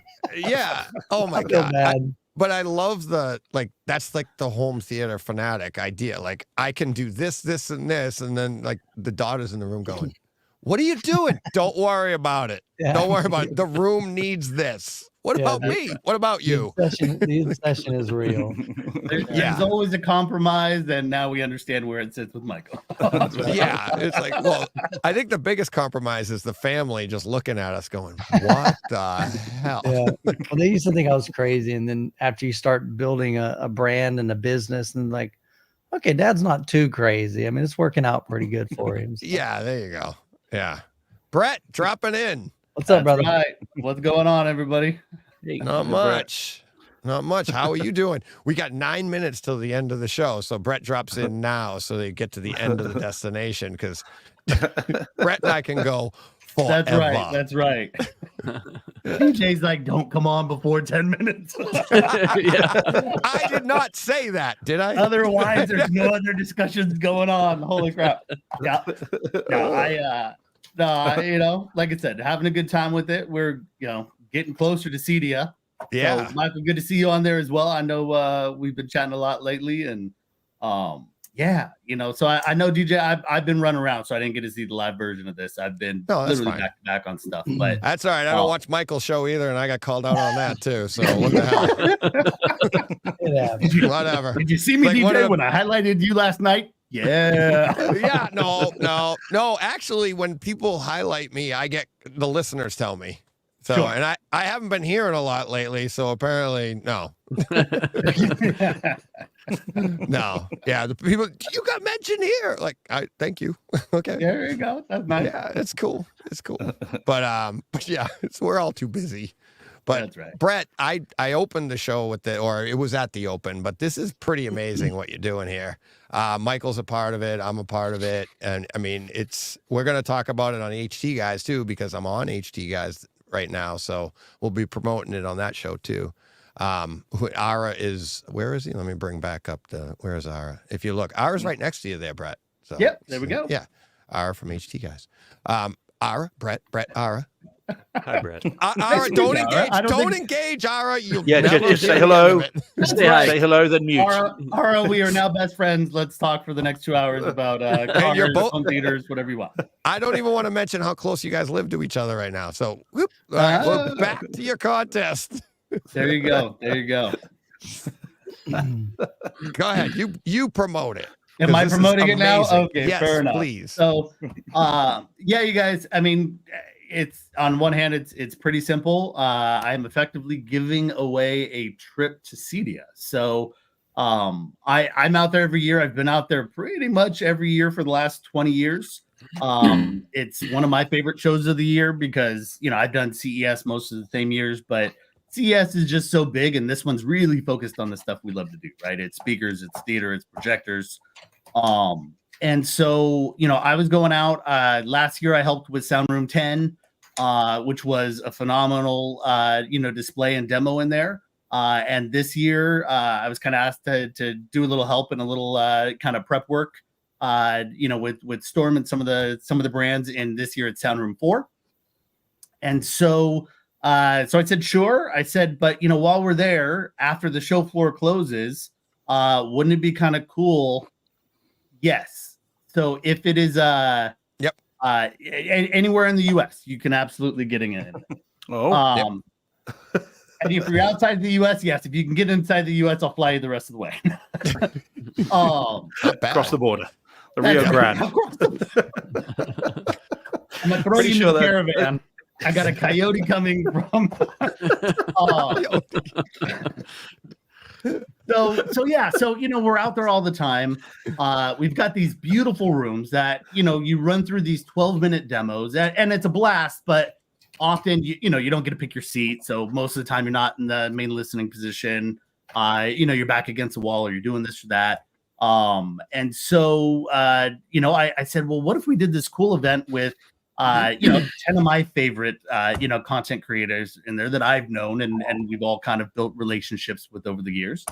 And so hit up Michael and hit up DJ and Todd from AV Nirvana and Eric from AVS Forum. So Jordan from Haterade and Giles McCoy. It's all the guys that, especially in the last few years, have been gracious enough to have me on their channels. And so originally it was kind of a way for me to give back and say, hey, you only get those 12-minute demos the same way. What if I brought you out after hours so the show floor is actually quiet? You could actually create some content without the noise of everything going on. And guess what? We're going to spend 3 hours in there. So if you have some special content that you want to watch, tell me what movies you want, and I will have them already downloaded for you, on the Kaleidoscape so that we can watch them that way. So that way you get to watch not only, the 3 or 4 clips that some manufacturers picked, but what you like to see, to figure out black levels, to figure out audio, to figure out all that kind of stuff. Because we all got our own favorites. And so then I got all that put together. Everybody was super cool and said, yeah, we'd love to do this. And so I had that. And then I was actually talking with Michael one night at like Sunday night at like 11 o'clock at night or so. Yeah. And I said, well, sometimes what I do, and I'll open this up, DJ. So I haven't even talked about this yet. So you're the first again. Oh boy. But anybody that's local in the area. So if you're in Denver or any surrounding area and, like I said, you're willing to get out there, right? I will get you a pass, and I've done that the last couple years, and there's always somebody that, that takes me up on it. I'm happy to do it. So again, anybody in here that is in the area that wants to go, reach out to DJ, reach out to me. I'll throw up my info in a minute, or if you have even just my email, DJ, that's fine. Yeah. But yeah, I was like, hey, free passes, not a big deal. And then I go, what if we sent somebody out there? Like just one of the listeners from any of these channels. And, so many people, when you start getting into May, June, July, August, everybody's talking about Cedia, and you keep seeing people saying that's on the bucket list, right? Someday I'd love to go to Cedia. Someday I'd love to go to Cedia. And so I said, like I got the room, I got Cedia approval, all the heavy stuff is done. Yeah. You didn't do last year. Yeah, I tried. We won't comment on the Cedia guys that didn't give me approval last year. Yeah. And security that threw a fit, but that's okay. We ended up having a good time anyways, right? Oh yeah. And so, well, Richard, if you win, we will figure that out. So feel free to enter, and we'll figure that out. So, like I said, I want it to go. My big thing is I'm trying to run this very organically. I don't want to just put out and pay money to to get it out in front of thousands and tens of thousands of people who are going to enter the contest, who have no idea what Cedia is, who don't have a home theater, aren't passionate about this. Yeah. So I'm trying to keep it really, it was like, hey, I'm just going to reach out to the, basically the 10 content creators and anybody else that wants to, participate in it from that way for putting it out to their people. Hey, Brett, hang on a second, buddy.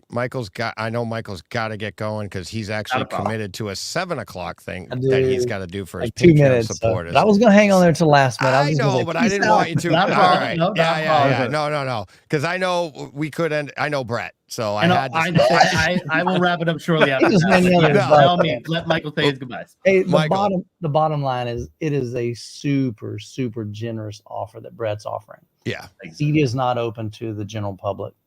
And so to be able to get you into Cedia is an amazing gift. But then to help pay for that expense, dude, that's incredible. So make sure you sign up, make sure you follow his channel.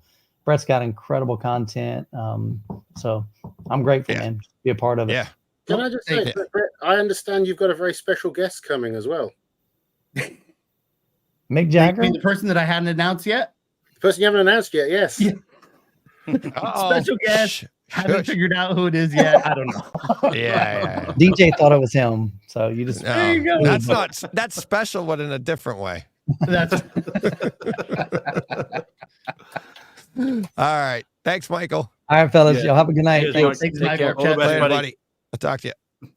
And like I said, I'll try to keep you guys on time here. So the idea here, you guys, is simple. There's most of you guys have probably seen me on with DJ before, or with Michael, or with any of the other guys.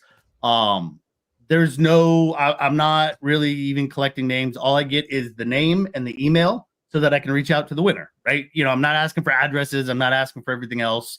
I don't spam. I don't sell any of the information. So you can feel totally confident in doing this. Because I know, you know, you see some random little, you know, piece to it. Nobody wants to do that. Exactly, Ike. Exactly. Ike in the chat.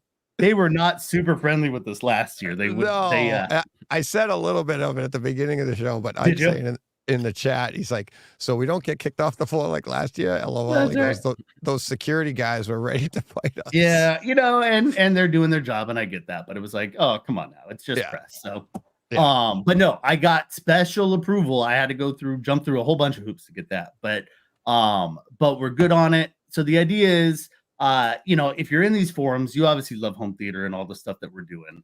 I'm flying somebody out. Register, you know, it's super simple. It takes like 1 minute to register. You can get extra entries by subscribing onto a few of our different channels and things like that. So they're all meant to be easy. Nobody's tracking your stuff. It's all just kind of, you know, fun. And I wanted, after 25 years of being able to do this, you know, it was kind of a trip for me to be able to say, hey, you know what, we're going to fly somebody out. We're going to have a blast. Only 12 people in the world will ever get to experience kind of this event. Can't pay for it, can't do anything else for it. And that's what makes it special, you know, for everybody that's in any of our forums. So please, I also want it to work well, because if it does, then maybe I can get it, you know, some manufacturers to pitch in a little bit. And I'd love to have 2 or 3 people be able to go next. Yeah, do it again. Yeah, let it grow. Yep. Yeah. So I need to get this, you know, this first year. I kind of said, you know what, I will cover the costs on it. You know, we'll send one person in because that's what I can afford. Yeah. You know, and but you know, the more entries we get and everything else, and that allows me to put something together to say, hey, Cedia 2025, you know, we're gonna do this and that, and you know, and be able to get some a little bit of fundage from some of the manufacturers to let us do that. So yeah, awesome. So yeah, so you've got the information on there. You can see the QR code. Yep. I'm guessing you got a link in there from earlier on, DJ. Yeah, links in the links in this here. So if you're watching this on YouTube, it's in the notes for this. It's also in the chat. It'll be, if you're listening to this audio only, it'll be in that as well. That comes out on Friday, and you have till what, the 28th? Till the 28th. So yeah, 11:59 Pacific. So you Eastern guys even get a couple extra hours in there. There you go. But yeah, no, we ended on the 28th. Do the drawing on the 29th, because then I got to book people's travel. Yeah, exactly. Literally 3 days later. Get them there. So don't forget to call in sick, and it'll be all good. Yeah. But yeah, you know, you fly out Friday, you fly home Saturday night, and you get 2 days at Cedia, plus really a bucket list, once in a lifetime kind of event. Oh, absolutely. And that Saturday, I'll be taking you around to all the other cool booths, all the other demo rooms, to make sure you just have a blast and you get to see everything that you want to see at Cedia. Yeah. Awesome, Brett. Thank you. That's what I got. I mean, yeah, you and I had talked about it before, and you were going to give a pass to one person from each of the shows. Yeah. That was, like you said earlier. And now when you sent this, I was like, are you kidding? You're paying for a person to go in? I'm like, that's awesome. So, yeah. Don't tell my wife. No. Yeah. Well, luckily she doesn't watch my channel. So there you go. You're good. Luckily she doesn't watch mine either. Yeah, exactly. So yeah. So awesome. no, I appreciate it, DJ. I can't wait to see you out there. Everybody else, if you're going out there, you know, definitely say hi. I'll be floating all over the place, but definitely in Sound Room 4 a little bit. Yep. And yeah, if you have any questions, feel free to reach out. You can always catch me at brett@marketmaker.com, MRKTMKR, or brett@factnatics.com. And there you go. There you go. Awesome. All right. We're going to wrap up from there. Thanks, Brett. That was awesome. I can't wait to see. Like I said earlier, I can't wait to see who wins. I can't wait to meet that person and be like, it's going to be so much fun. It's going to be fun. Yeah. But everybody, thank you. I mean, going around, you know, John, Steve, I mean, this show wouldn't be here. It wouldn't still be here if it weren't for you two. Ara, thank you for all of the support. And you know what I'm talking about, buddy. Sure, John Thompson in the middle there. It's, thank you for the support, the way you're spreading the show around. And I'm getting to meet people like, you know, Ben Goff is like knows my name because of people like you. And it's like, you know, Brett's doing the same thing for me. It's like I met you a few years ago. And Martin, buddy, I mean, the work you put in behind the scenes just to make sure this show gets on the air. Thank you very much. I really appreciate it. And then to like, you know, Youth Man coming on, you know, Todd, all of these people that I met, and, you know, this community has just been amazing. And it's still growing, I guess. It's here. Everybody thinks it's not, but it really is. And we're just getting more and more exposure, and it's awesome. So much fun. So 400 shows. I think we should thank you and John for having the idea in the first place. We've had a lot of stupid ideas. This one just worked. Congratulations on 400 shows, guys. Yeah, Thank congrats, you. Steve. Thank you. And thanks for bringing me in as well. You know, 2 years ago is what it was, believe it or not. And so, yeah, no, from my point of view, it's, very, very cool. And what else am I going to do on a Tuesday night? So it's good to be Sleep. Yeah. That's true. That's true. That's true. Yeah, you're right. and everybody here knows, like, looking at the chat, it's like without the chat, John and I said when we sat down to do this, we'll do this regardless because we're doing it anyways, right? We're talking, we're just recording it and put it out.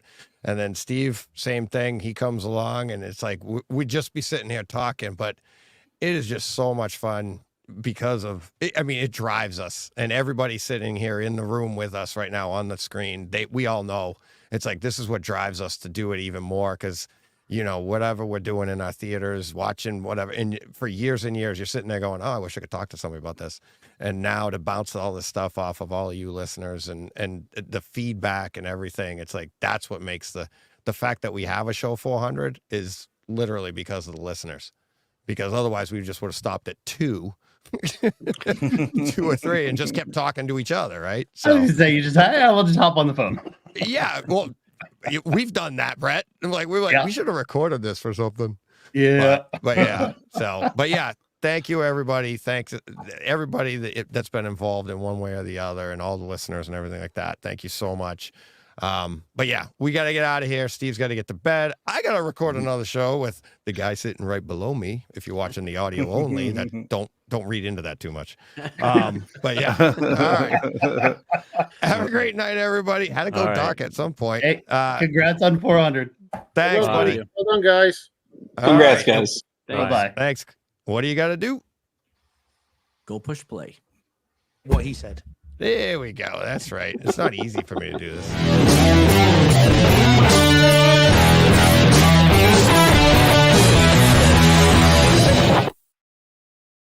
Hey, Fred. This has been a Hey Fred production with theme music by Jeff Bernhardt and Throne Vault Productions.